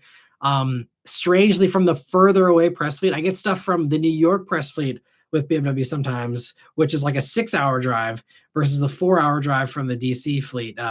So now explain that one. But so I'm starting to get a little bit, but not nearly as much as I'd like, because I'd love to do the entire BMW range, honestly. And instead I haven't done much. But so they're one of the hardest ones. I've wanted to work with Bentley because I love Bentley, and especially now, like Aston Martin sent me a car last year, and I'm getting more of these higher end things. I'm like, I'd love to, and I do Audis and other Volkswagen Group stuff. So I thought, maybe Bentley would be interested. And unfortunately, they did turn me down. They said I'm just not what they're looking for whatever reason. So no Bentley love, but I mean, they're a very high end. They don't need to push out press cars, so it's a little bit of a different case for that one. But otherwise, yeah, I mean, Mercedes quit sending me press cars, claiming it was the distance thing. I'm not entirely convinced that's the case, because again, they still do send Mercedes to far distances without issue. So I don't know. I mean, I was very critical of a lot of the Mercedes stuff in the past year and a half, so maybe there's some of that. And if that's the case, I don't care. That's always been the great thing about having the dealer contacts, is I do not care if car companies quit sending me stuff or quit inviting me. I'm going to review the stuff that I need to review, and I'll find places to get it from. I have many of you who've offered your awesome cars. I'll never have a shortage of cars. So I'll say whatever I need to say. And whoever that pisses off, I don't care. And that's one of the things I think that makes me unique compared to some of the others that, do feel pressure to, bite their tongue or, don't want to bite the hand that feeds them kind of thing. For me, I truly do not care. And so that's always been something I've tried to kind of drive home, especially in the past year or two with some of these really critical, titles and me just eviscerating cars sometimes for stuff. And so, yeah, but I don't lose sleep over it anymore. I used to really be upset about car companies not sending me stuff. Now I couldn't care less, really. It's certainly nice and I certainly appreciate it. It's something I'm, very much happy that I still have great relationships with a lot of car companies. But I'm always going to be honest. And if they make something that sucks or they have a decision that sucks, I'm going to say it and I'm going to support my arguments with evidence. And if they don't like that, that's okay. But yeah, that's how I roll. And let me see. Lantern Tales says, there's too many perks. I want to progress from nothing as far as the beginning maybe of the game. Oh, going for the standard edition. I gotcha. Yeah, that's always the fun way to do it, I think, too, is not getting too much of an advantage. And Cam says we got part of the huge snowstorm here in Southern Maryland, so I may have taken out our 2004 Mercury Mountaineer with 280,000 miles out for some donuts. Nice. That's awesome. And Dylan says, just picked up the 2019 Bullet between you, Savage Geese, and Rady. You all sold me on it. That's awesome. Well, congrats on picking one up. I hope you have a blast with it. They're phenomenal cars. I think you're going to really love it. And yeah, have a great time. Thanks for sharing. And yeah, let me see. Yeah, Danny's sharing tips here about handling the snow and the ice there. Yeah, you definitely don't want to slam on the brakes. Yeah, that's only gonna make things worse. You gotta work with the slide and embrace the slide and gradually kind of just let physics do their job there. And Michelle says, notice the weird thing. Hyundai's auto headlights seem very sensitive. New Hyundai Santa Fe behind me on my way home from work. Whenever there was shade, the lights came on. In the sun, the lights turned off. Yeah, a lot of cars do that. It's everyone's different as far as the sensitivity levels for sure, and how quickly they react to that. But yeah, I haven't noticed the Hyundai's being weird in my experience, but yeah, I think also it just comes down to conditions too sometimes. Let me see. Also, Fastlin says, I watched your review on the Hellcat just now, and yeah, I see what you mean about its gas mileage, but I can care less. Well, that's certainly the right mindset if you're going to own one, for sure. And JF says, hey, Matt, any insight on your longer talking videos performance-wise? Numbers looking good. Yeah, as far as the rants goes, I mean, not all of them are huge hits, but they do pretty well. And yeah, I'm, and I really didn't have too many topics to cover here in the past week, which is why I haven't done, many. And also I was kind of busy with travel and stuff. So that's kind of going to be the limiting factor is the news is going to be everything. If there is stuff to talk about, then, I'm happy to discuss, but if it's a slow week, then it's, that'll hurt the channel. If there's, not a lot of news to talk about, I'm not going to just rant, about nothing or, try and pull stuff out of thin air. But yeah, they're great. And I love that. I'm going to definitely lean into that, hardcore this year and do as much of that as I can, because that has really helped the channel. And I think that's really the best shot at viability for me, because I think otherwise, there's no other way I can increase the output on the channel or do things any better. And I actually have noticed too, maybe I've just been very good with the reviews the past few, but like it really seems like those rants have also boosted the reviews. And I've seen multiple comments from people being like, hey, I'm discovering your channel again, or now I'm watching your stuff for the first time in a long time. And I'm enjoying these little news things. I think a lot of the weekly update people are coming back, who previously just wrote me off because that's all they were interested in on the channel. And thankfully the YouTube algorithm or something is letting them know that I'm doing car news again. And so I think it's really great. I kind of wish I would have figured this out back when I quit doing the weekly updates and, given myself a little bit more of a head start on this. So I didn't have as crappy of a year last year as I had, but, hindsight's 2020. I'm just thankful that it's getting views, because that's at the end of the day, that's what makes or breaks these things. And so the fact that many of you are watching these and enjoying them, and again, also just the greater appeal of the masses out there. Obviously, you guys are so supportive on everything, and I'm so thankful for that. But getting that mass appeal and cracking that slightly. I mean, again, they're not huge views, but better than I'm used to. That's something I'm very, very thankful for. So definitely going to do a lot more of those. do as many as I can, honestly. And let me see. And Tastebud says, yeah, word is as far as Preludes, it's nice, but overpriced for sure. Yeah, that's unfortunate. It's just one of those cars. It's great in a vacuum until you compare it to anything. And Lantern Tail says the only thing Tesla has going for them at this point is their charging network. Yeah, but I mean, even that, they, I mean, I guess, are they still investing in that? I honestly don't, I haven't heard anything about faster chargers or more locations even being built, honestly. I don't know if they've paused that. I just haven't, I don't follow it, honestly. But yeah, I mean, you're right. I mean, that's certainly something that's going to keep making them money. That, and I mean, like even on their earnings call today, they said that the servicing of existing Teslas is very much helping their bottom line. And I think because there's, I mean, there's just a gigantic amount of old Model 3s and Model Ys and everything else that need that servicing.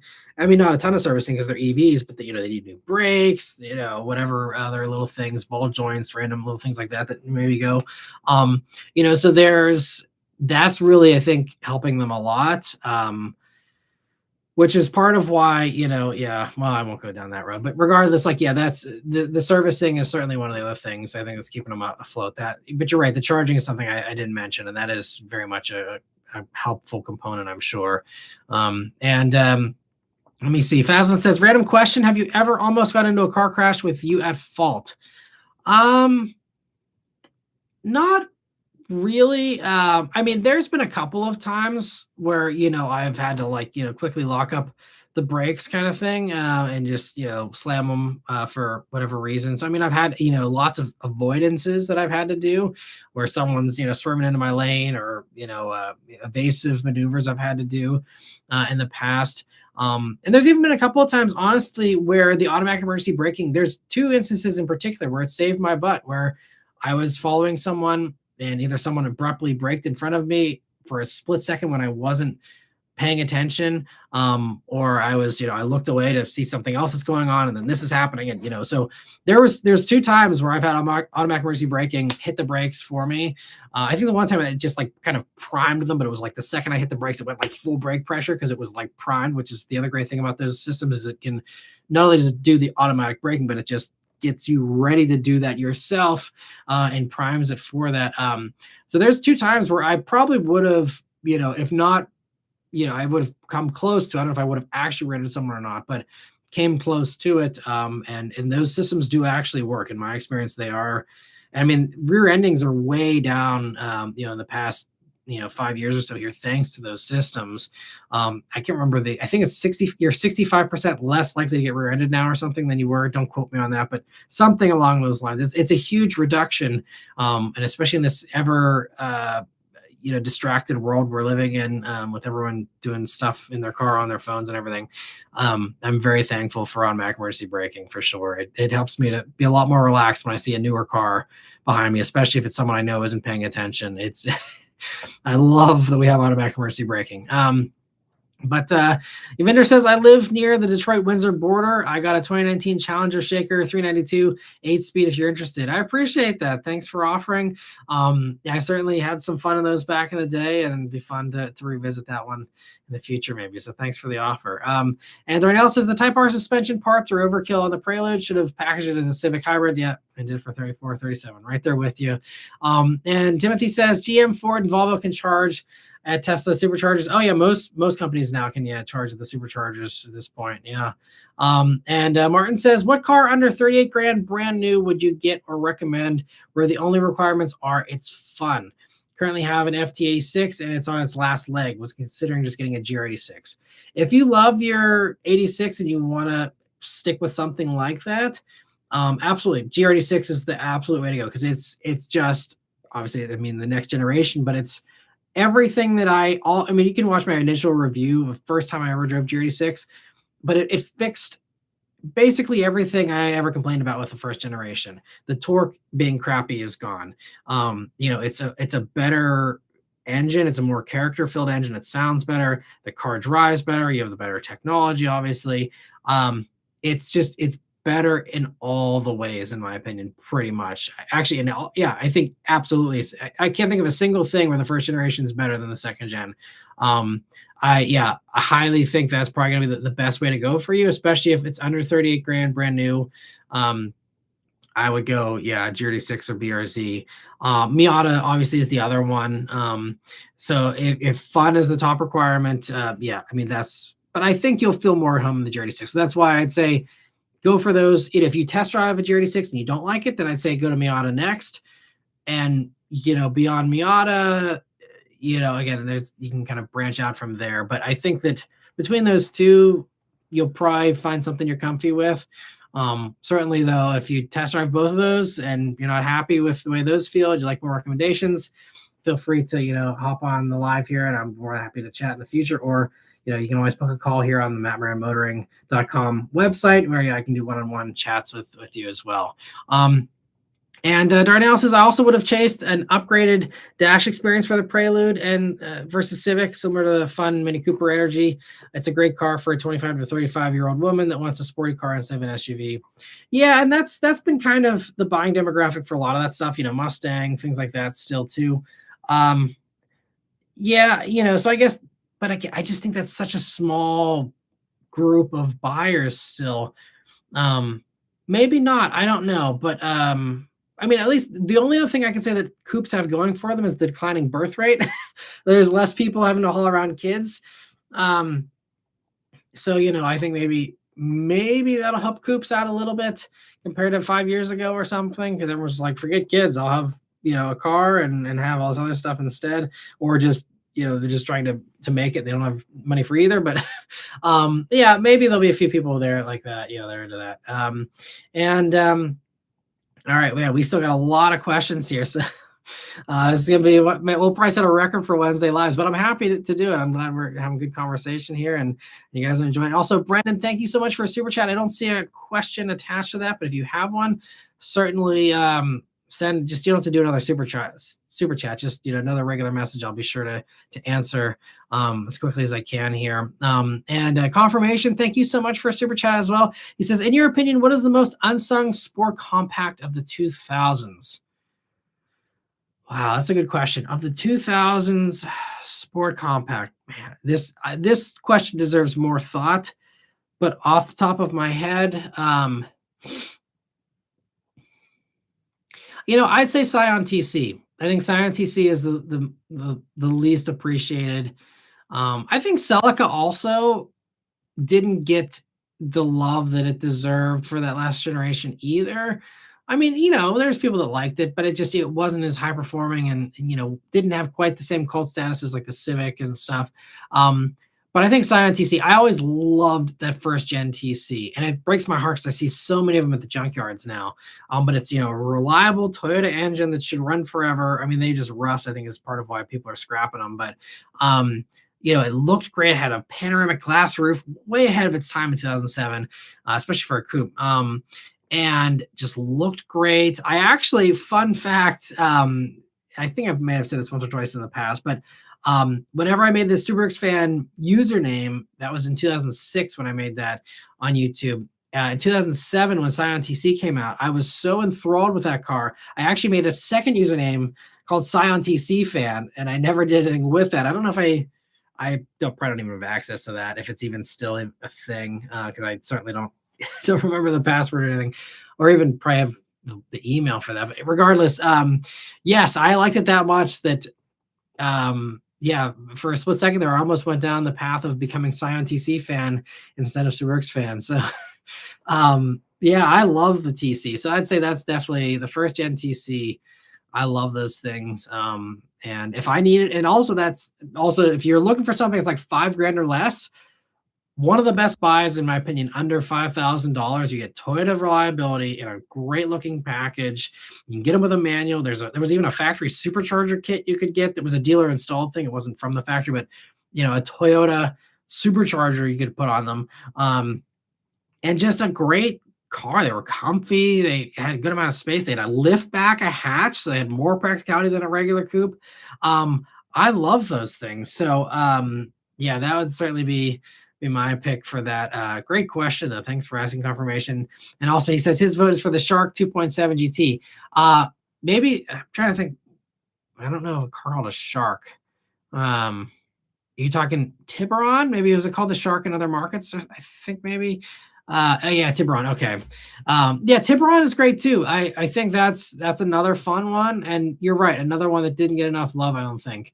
I mean, I think I remember reading the reviews whenever the Tiburon came out with the V6 in the manual for the second generation, and there was a little bit of hype and the idea of it's a value thing and stuff. Yeah, so I think it actually maybe it got equal amounts to the Scion because the Scion was pretty hot. I mean, Scions in general were really hot back then, but yeah, both of those I'd say certainly be in the top two as far as that question goes. Thanks again, confirmation. And all right, let me see if I can get caught up here on questions. So let me see. Okay, I guess we're not too far behind here. Lantern Tail says getting parts for the Model S and the X is going to be even more difficult. Plus, used values will be in the toilet. I mean, I think used values are already in the toilet, but absolutely, it's only going to get worse. And yeah, parts. I mean, the thing with parts, I don't know what Tesla's plan is because again, they're not doing things traditionally.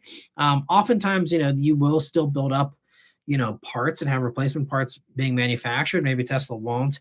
The good news is it's been out for a long time with very little change.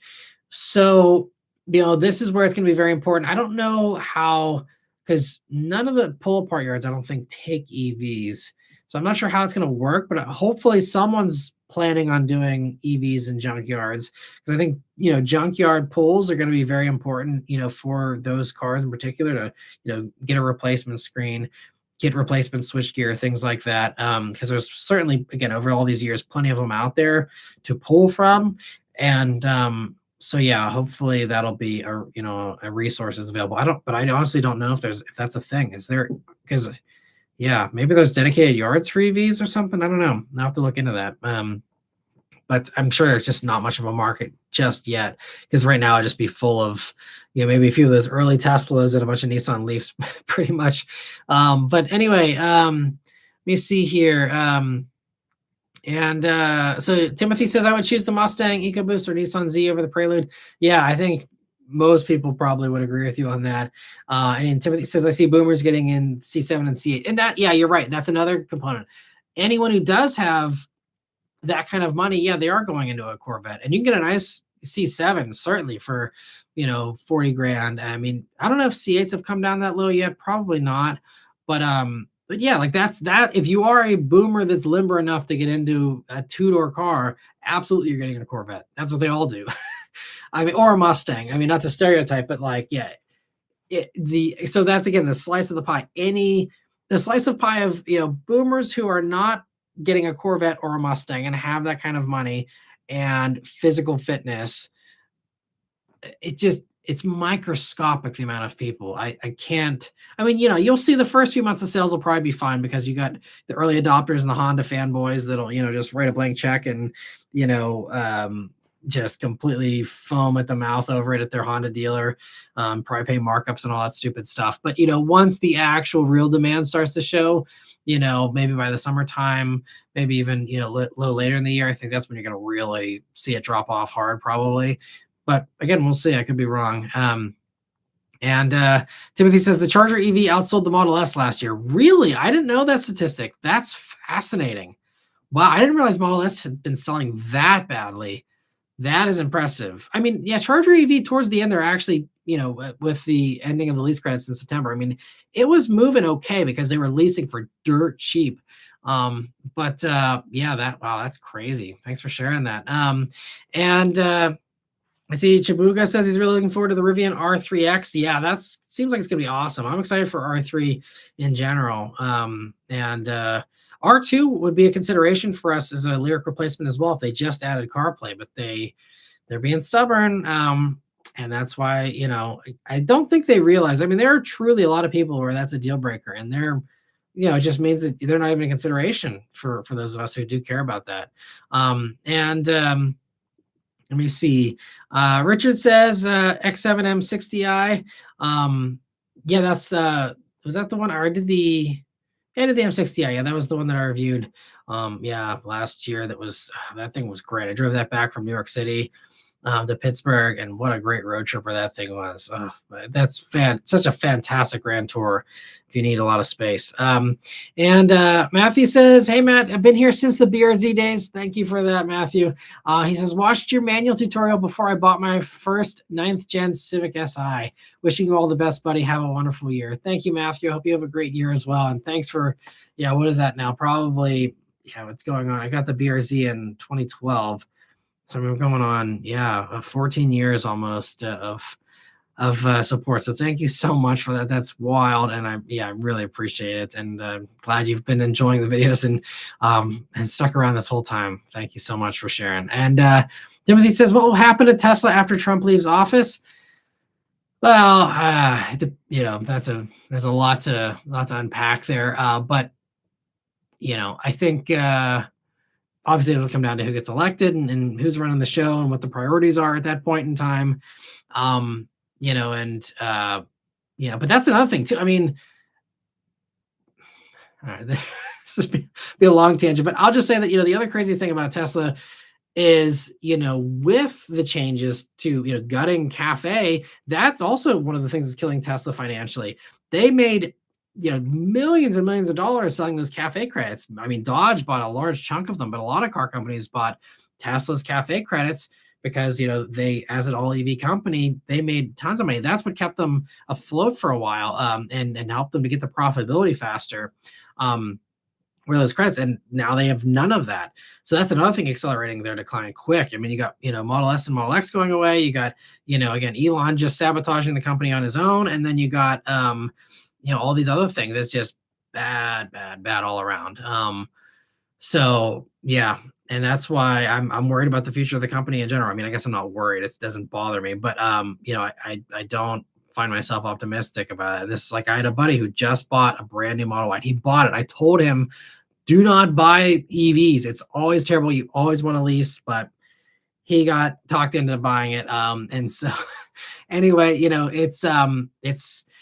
I think the values of those things are going to plummet as the decline of Tesla continues. But I think, it's crazy that Elon supported this and worked so hard to get Trump elected. And then, I mean, I think that's those changes of this administration are part of what has killed Tesla's business even quicker. I think it was already kind of on a bad path. And I guess the flip side is Elon has said he would be in jail if it wasn't for Trump being elected. So he knows that he's absolutely, in danger of that because he's broken a lot of laws and done a lot of screwed up stuff. But I think that was the option. His options were either jail or killing your company. And I mean, if he actually cares about the environment anymore, which I don't know if he does, but if he does, then obviously, that was the other thing. So it's just that whole pivot has just been wild to see here. Him going from being like a cool Tony Stark kind of figure to what he is today. But anyway, I won't continue on that. But Vishal says, what era do you think is peak car? To me, it's mid to late 2010s. They have enough tech in them without being too intrusive, with a balance of knobs and buttons inside while having nice build quality. Yeah, I can see that because you have decent enough tech. I think, as long as you've got CarPlay there. So 2016 to 2020, depending on the car company, that kind of stuff, I think, is probably, I think you're kind of right there. I think the Bullet, in my opinion, was kind of like peak Mustang for me. But I mean, anything S550 was really, kind of peak for that car too. So I think it's the same kind of thing as, that was like, you have your basic stuff you need, but you have this. I agree. Yeah. I won't ramble on more, but I think you've kind of nailed it. For me, that is kind of one of the peak periods. I don't think that means that has to be the end. I think we're going to see, and this is another thing, if we do have this chip shortage start to come up again this year, and we see this is going to be something that might be a long lasting thing that's not going to just be resolved. It's going to be a continual thing for the foreseeable future.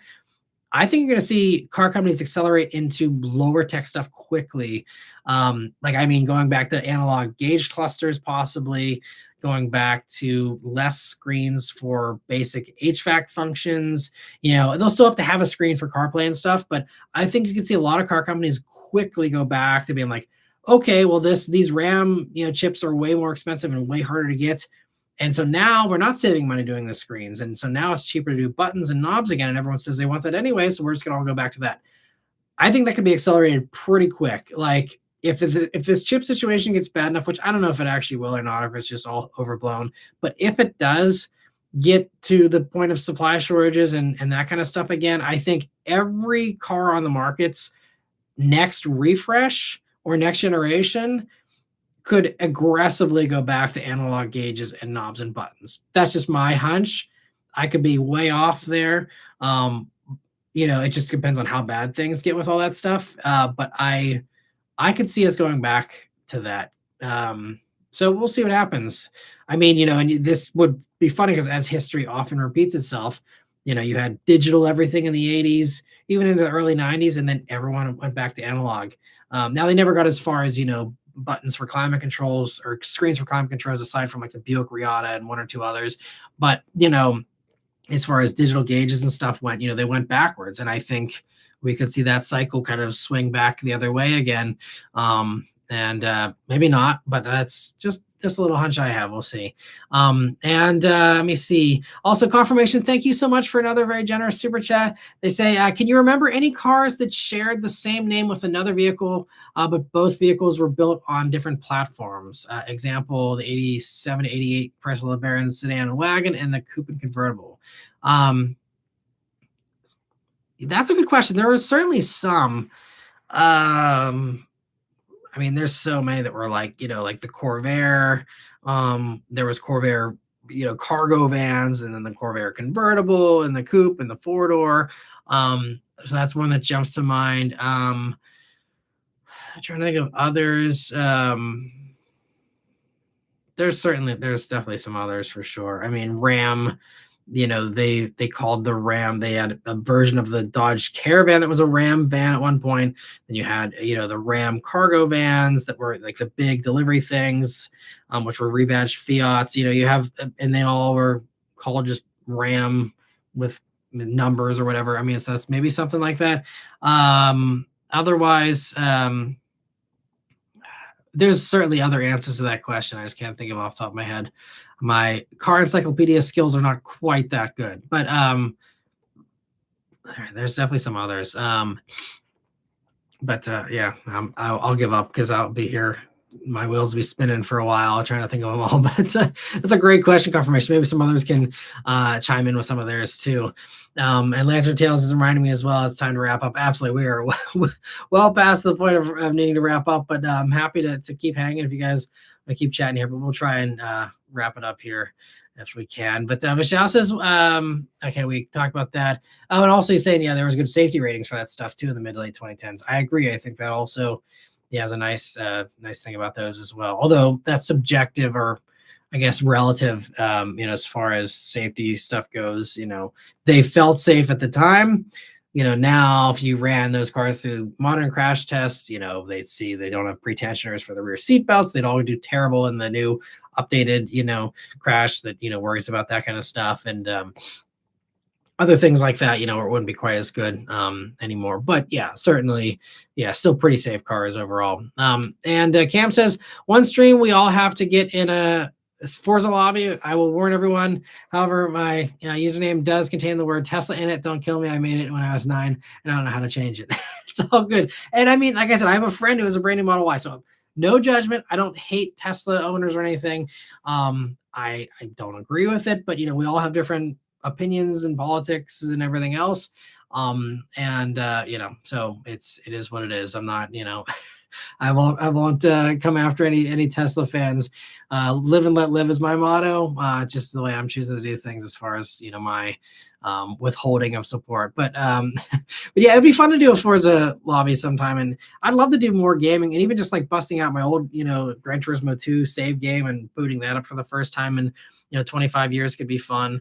A bunch of stuff I'd love to do someday. So that's the other reason why if these rants do get really good views and I can scale back the other stuff, if I can go down to one car review a week and financially be okay doing just one car review a week and do enough rants and the rants do well enough, then that's when I can start to take my foot off the gas a little bit and start to experiment with other fun stuff like gaming or like taking some time for myself and and not, working till midnight every night of the week, and all that kind of stuff. So we'll see. But that's another reason why I'm very hopeful that those rants can kind of get me back to a healthier work-life balance, and be able to have more fun, doing some of these other things I can have time to experiment with as well. And C Striker says, is it true Volvo seats were designed by orthopedic surgeons? Any other car brands comparable to Volvo car seats?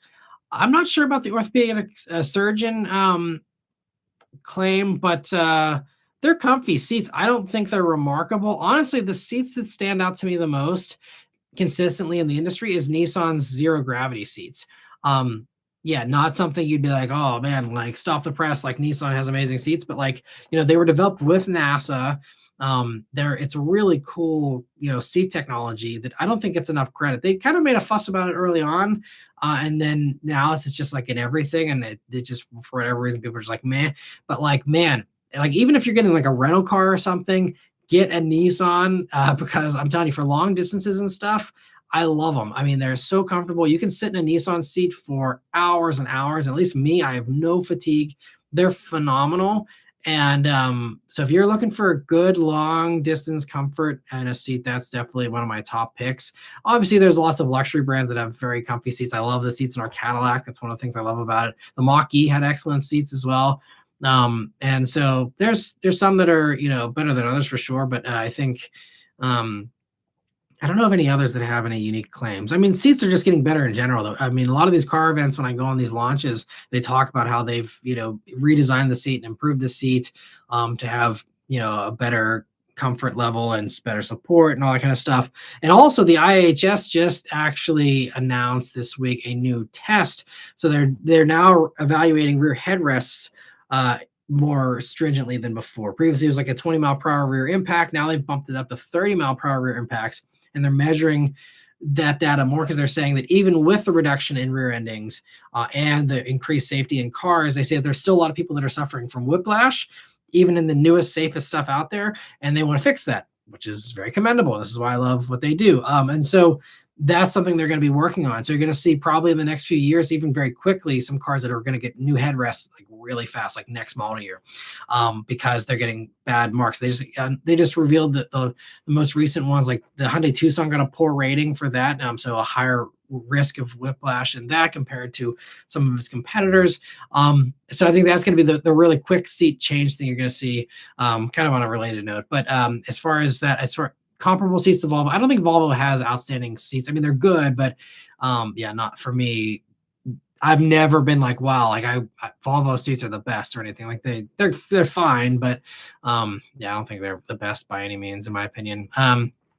And Frosted Shorts says, thanks for not changing, Matt. I'm beyond happy to have someone like you or David Patterson who hasn't changed to be someone they weren't from the start. I appreciate that. And yeah, I think that, I mean, not like others have.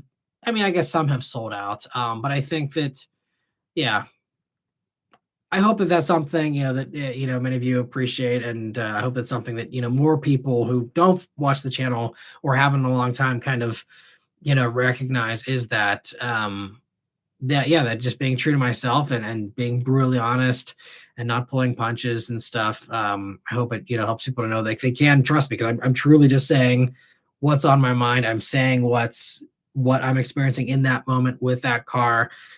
And, a lot of it's controversial. Like I just bashed the Nissan Z Nismo for its handling, because the one I had, just the handling sucked. And maybe it was the tires. I tried to investigate, and I never got a good answer as far as why the one I had was intent on trying to kill me with the crazy lack of grip it had. But everyone else loves the Z Nismo, but I'm like, this one sucks. This one that I'm in right now is just, it's not good. And I'd like to revisit that car to see if it redeems itself. But like, I knew I was going against the grain on that, but I didn't care. I'm like, I'm going to put this out. It might be unpopular. I might get crap for it, but that's my honest, feelings on it and my experience, and so I'm glad you appreciate it, though, Frosted Shorts, and thanks for stopping by. Let me see. Cam says, do you have a computer you could play on for games? I mean, yeah, I have my MacBook Pro here that I, do all the videos for the channel on. But it's not, I mean, I bought that it was 2021 I bought that, so not super new. It's just the M1 Max. It's nothing super powerful these days, um, but yeah, I'm more of a console gamer myself, though personally. So I'd probably just get a console if I was going to do anything like that. Because this computer's already getting put through the ringer enough with 4K videos I'm doing now, and it's like, I mean, that Lucid video was a 41-minute 4K video. I mean, man, this thing was roasting trying to render that. So I put this thing through enough stress. I don't need to stress it more with gaming. So I'll hopefully get a console someday. We'll see. And let me see. Lantern Tale says that the game is crossplay, so Xbox, PC, and PS5 players can play together. That's awesome. And let me see. Trading for Science thinks I should buy a Tesla robot. Yeah, not happening anytime soon, that's for sure. Probably never. I'll never say never, but even if it was amazing, I'd wait for a competitor to do a knockoff just because I don't want to contribute to Elon's ever increasing wealth. He does not need it. So anyway, Martin says, do you think the Hyundai Elantra will get a hatch like the K4? Possibly for the next generation. We'll see. I mean, Hyundai likes to do things differently than Kia, so I wouldn't count on it, but it's certainly possible because I'm sure, Hyundai doesn't want to leave, that whole market to Kia. But I mean, Hyundai tried. They had the Elantra GT hatch, for a while there. I reviewed one actually back in the day. Great car, really fun. I actually liked it a lot and thought it was very underappreciated. But they tried. Maybe they do better these days than it did back then. But I don't know if they want to reopen that on the Hyundai side. Maybe they would, though. I don't know. We'll have to see. And Hyper Shadow says, hey, on your 2026 Jetta GLI review, they took away the premium sound system. It's a deal breaker, but I've always loved the GLI. Is it that big of a difference? I'm an audiophile, and music equals happiness. I agree. Music is very important to me, too. I mean, certainly, listen to it for yourself, because I don't think I'm a very good audiophile. So, oftentimes I have opinions that others don't agree with. Like, I like Bose, and I know a lot of people it's the first thing they hate is Bose. So take what I say with a grain of salt. But to me, the GLI stereo was fine. It's not amazing. I think if you want an amazing stereo, you're better off going for a Mazda 3 with a Bose. Personally, or Civic the Civic is really good with this Bose system too. But I do love the Jetta GLI, and that would be my pick, So yeah, is it a deal? It's a very good question about whether it's a deal breaker or not for me. But personally, the Jetta GLI is good enough. I mean, if you're really serious about music, a lot of people would probably just recommend you upgrading stereos anyway, because OEM stereos always have limitations from a cost standpoint.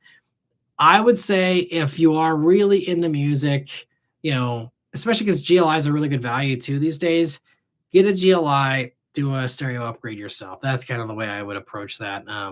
Even just a speaker upgrade, even if you don't have as many speakers as you had previously, I mean, if they're higher quality speakers, it doesn't matter. So that's probably the way I would go. And I know nothing about the aftermarket audio world anymore, but I'm pretty sure there's, places that can still, put in a banging stereo for you if you want. And let me see. Erica says, for midsize EV crossovers, what's the best bang for your buck, budget friendly? That's going to entirely come down to the incentives and the lease deals that are happening in your area at that, current moment. That's what it all comes down to, because judging them by MSRP is pretty hard. Because it's the actual price you pay for these things is so detached from the MSRP anymore. So for midsize EV, I mean, I'm trying to think of, there's not even really a safe bet. Because it just comes down to what the lease deals are like because there's nothing that's really terrible. I don't love Blazer, but part of that's just because of the lack of CarPlay. I mean, it's fine otherwise, but it is kind of chintzy inside. I don't know. I mean, yeah, I would just say, look at all the ones that you're interested in, see what the lease deal is. I think that'll sway you certainly in one direction or another. There's a lot of good options out there for sure. And I have also, I've now been doing playlists on this channel. So if you go to the channel and you go to the playlist tab, I have a playlist of electric vehicle reviews. and mid-sized crossover, two-row crossover reviews and stuff like that. So you can go to this playlist and you'll see all the ones that I've covered for whatever segment that is. And, you can get my download on my thoughts on all of those if you're, doing a lot of research and you have the time to watch a few videos. So hopefully that helps you a little bit. Let me see. Philip says he had a TC. It was fun, but the brakes were super soft and squishy. Ended up rear-ending a semi. Yikes. Well, glad you lived to tell a tale on that. That's crazy, but sorry to hear that. I guess they needed some brake upgrades then from the factory or something. That's crazy, but hopefully you enjoyed it otherwise there. That's crazy. It's cool you had one though.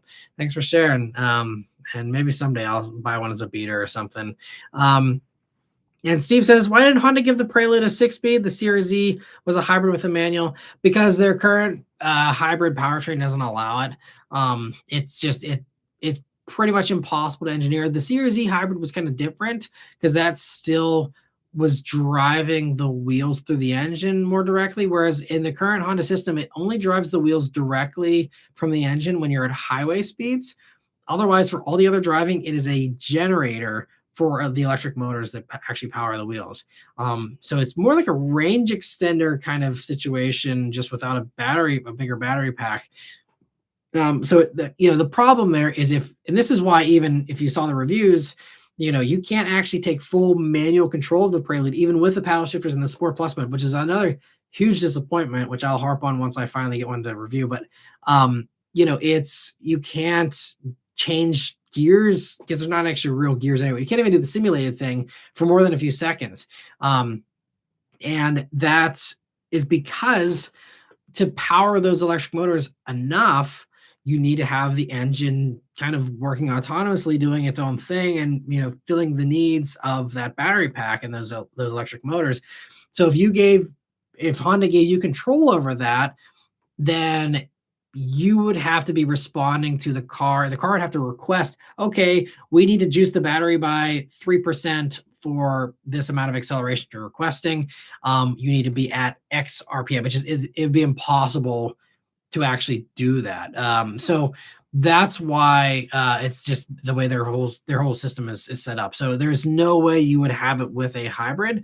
The only way that you're going to get a manual in the Prelude is if they ditch the hybrid stuff and throw in the Civic Si or the Type R powertrain, which I think they've shot down the Type R thing completely. So I definitely don't wait for that. Maybe someday there'll be an SI, but I doubt they'll even do that. It really seems like Honda, they're in this echo chamber where, everyone's giving them high fives and, everyone's, no one's bold enough to speak up and be like, why are we doing this? So instead, everyone's just like, yes, great idea. And they go cry in the corner or something. I don't know. It's just like no one's speaking up about the bad ideas at Honda right now. But yeah, I think that's why just give up hope. Go buy a Type R for a few grand more, Civic Type R. Go buy an SI, save some money, buy an Integra for the same price, or, go to another brand and, get something even better if you want. But let me see. So Griff says, about to pull the trigger on a 19 GTI 6-speed. Just watched your video on the DSG version. How do you feel about the Mark 7.5 in today's standards? Well, I mean, to be fair, I have not reviewed one, since then. So it's hard for me to say, from a super fresh perspective, but from my memory and just from the things I know about Mark 7.5, speaking of what Vishal was talking about earlier, I think that was kind of peak GTI in a way. It had, the great manual, you had enough knobs, you had a decent enough stereo and infotainment, as far as having CarPlay and stuff, and they were built better, compared to the Mark 8s, I think is kind of the consensus. I never really felt the huge drop off in build quality in Mark 8 like everyone else complained about, but just the weird stuff with it's unfortunate because with Mark 8 I didn't love the way they did the infotainment and stuff for that last few years with the manual, but then if you want the better Mark 8.5, then you have to lose the manual, so you're kind of in a catch-22 there. So I think 7.5 is kind of the right way to go if I were going GTI probably. And I think it's still absolutely fantastic. Would highly recommend that. And especially these days too, with like the Civic Si now turning out to be problematic with that 1.5T and stuff.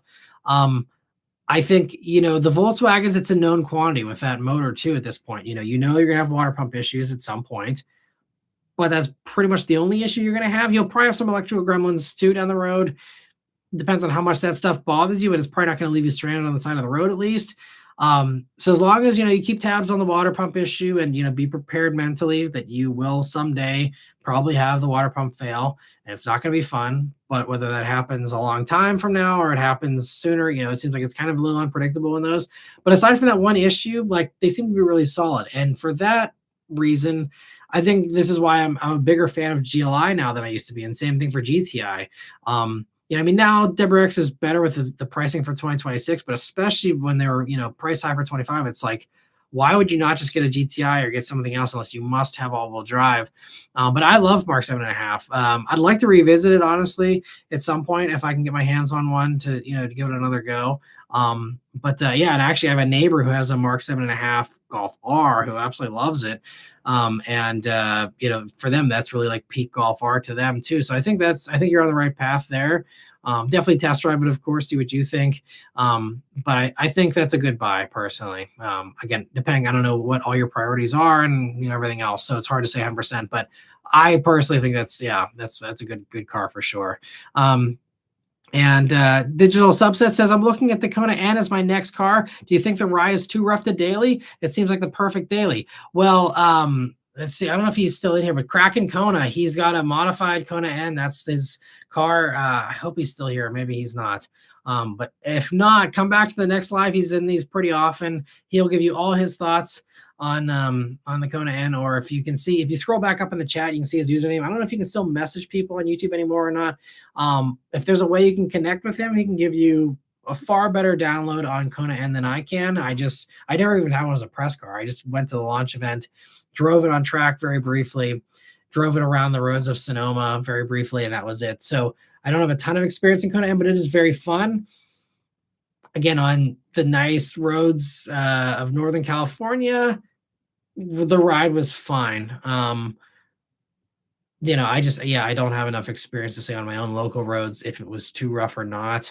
But I think it'd probably be fine. It comes down to what your expectations are, what you feel is acceptable, and what is too rough. I would have no problem dailying like on a Launcher N. I did live with a couple of those for a week. I think actually 3 at this point, maybe 4 actually. But yeah, I mean they're totally fine from a daily driving standpoint. So I can't imagine Kona N's much different because I think they still have the adaptive dampers right in those. I think either one's fine. But yeah, I think Kona N would be okay. It sucks. I don't see any new comments. So I guess Kraken's not in here. But anyway, maybe you can join the next live if you have the time, and hopefully he'll be able to chime in then. But Confirmation says, so the Prelude is Honda version of a glorified Chevy Volt Coupe. Yeah, kind of, which, they did do a Chevy Volt Coupe with the Cadillac ELR many years ago, which is another very underappreciated car. But ELR is really cool. I've never reviewed one, but that was essentially what that was. And also pretty cheap these days. So if you like something like that, parts availability might be kind of hard for that. But aside from that, if you are into what Prelude offers, you could get a really nice, and especially for the boomer crowd, you could also get a Cadillac coupe that does all the same stuff. And also that's another, I think, example of the fact that this isn't a good idea for the boomer crowd or whatever, because they had that with a Cadillac badge that was a higher off the ground, more comfortable, and they still didn't go for it because they didn't keep the ELR around very long. So yeah, another nail in the coffin for Prelude, in my opinion. Also, Jordan, thank you so much for a super chat. He says GM needs a resurgence of performance. The performance of Pontiac to compete with Dodge. Caddy is supposed to be luxury, not a race car. I think Cadillac, though, since the V's introduction back in 2005, so we're basically over 20 years now of V, I think they have redefined themselves. I think they wanted to break out of the cushy, soft kind of thing. And I think it's worked out pretty well for them because they still have the cushy, soft stuff with the crossovers and all that. The Escalade still is the one that brings home the bacon for them. So I think that they're okay. I agree with your sentiment, though, about, Pontiac being a good competitor for Dodge. But the thing with Dodge is they're kind of dwindling too. I don't know if Charter's going to make it. We'll have to see what happens. I mean, obviously they're committed to it and everything, but I just don't know if the six cylinder is going to do any better sales wise. Yeah, I don't know if there's going to be much Dodge left to compete with. You have an ancient Durango and the Charger now. That's it. And I don't think there's anything new on the horizon. I haven't heard about anything new from Dodge. So, I mean, they maybe headed the same way as Pontiac. I mean, I don't think Dodge is going to go away, but really going to shrink into a shell of what they once were. I mean, maybe an opportunity for Pontiac if Dodge isn't going to do it. Maybe Pontiac could step in and do that for them. So we'll see. I think Pontiac also, I guess they could always do new stuff, but the Pontiac branding also, I mean, I guess these days isn't problematic, but I think, if we get into, back into trying to, care about branding and stuff like that, I think Pontiac also kind of tiptoes into the same slight territory as, the Redskins. And I mean, some of these other things, the Cleveland Indians and, all these things where they, I don't know if Pontiac is, a good modern brand to bring back. I mean, I know Jeep tries to dodge this, but there every once in a while is still calls from the Native American community to be like, why are we still calling the Jeep Cherokee that? Why are we doing Grand Cherokee? I still don't think they're even thrilled with that, but that's like so much name equity that Jeep's screwed if they can't use that anymore. So, I don't know, but I feel like for that reason as well, they probably shouldn't touch Pontiac. Again, they can probably get away with it for the next few years here. I don't think they should, but I think that sadly is something they don't need to worry about here currently. But obviously, if they are actually going to put something like that in motion, they need to have long-term viability, and I don't see that brand having a great future from a visuals and PR kind of standpoint. But great super chat question, Jordan, there as well, our suggestion. And I think we've just about caught up here now. So I see, Griff says the Prelude's the saddest thing I've seen happen to a revival in my lifetime. Yeah, to me, it's right up there with Mach-E. I mean, I ended up buying a Mach-E, but not because I was excited about being a Mustang. It was just because it was a good, EV. But as far as branding goes and stuff, I mean, I think it's true to what Prelude was. I think they nailed, Prelude was always a little more futuristic, a little more experimental for Honda and stuff. So it was always kind of a niche momentum car kind of thing. So I think the spirit is right, but I think they could have done that again without the Type R parts and still achieved that same mission and, done it for less and still achieved that same thing. So I don't think those two things have to be mutually exclusive, but, anyway, let me see. And Steve says he'll keep his 14 CRZ. Absolutely. That's a rare car these days. If you still enjoy it, hold on to the thing as long as you possibly can. And then once you're done driving it, put it into a barn and save it, because I think those are going to be kind of collectible someday, in my opinion. Let me see. Fazlin says, dang, we turned the 1 hour into a 2 hour stream. We did. And now we're 6 minutes even over that. So I'm glad you guys enjoyed the chat. I know it's been a little while here. So happy to do a catch up here. But I see Jordan says, last year I asked, could AI create the perfect car for humans? You made it a short with almost 1,000 views. With current tech advancements in the auto industry, do you think my question is still relevant? Possibly. I think that the AI thing hasn't really changed much in the past year, though. So I don't think there's a need to revisit, that as far as a video goes or something. Because I think that, it's still, we're kind of, I mean, there's a little advancements in AI as far as the intelligence, but I mean, it's still, I think, about as good as it was last year. Like, I just tried to get AI to do something for me here the other day, and it still is like not understanding what I want it to do sometimes. So it's still a little dim-witted in my experience. It's obviously getting better, but I think car companies are also, some of them are really leaning into the AI thing, but I think there's a lot of growing backlash against AI and pushback that I think that's also another area where car companies need to be, treading lightly and kind of very sensitive to how that public sentiment changes, because you don't want to dump a bunch of AI into your car and, have that be half the car's appeal.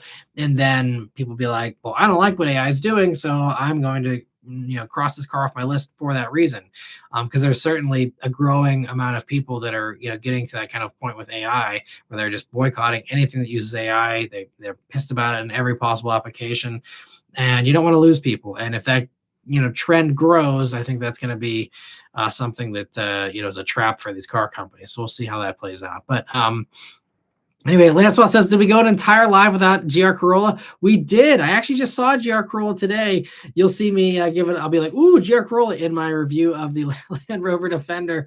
So stay tuned for that. But yes, we did go until now an entire stream without the GR Corolla there. Thanks for reminding us, Lancelot. And anyway, Ryan says, have a good night, everyone. And Hyper Shout as well. Have a good night. And Mateus and Hyper Shout is getting a shot now for the GR Corolla mention. And Chad says, we missed you. I appreciate that, Chad. Thank you so much for the super chat. And yeah, I missed you guys too. And glad we were able to get caught up here tonight. And I'll see you guys on Sunday for the next one, as long as nothing too distressing happens between now and then, which is a valid question anymore. So we'll see. But hopefully we'll be able to keep these going and get back to our usual schedule here.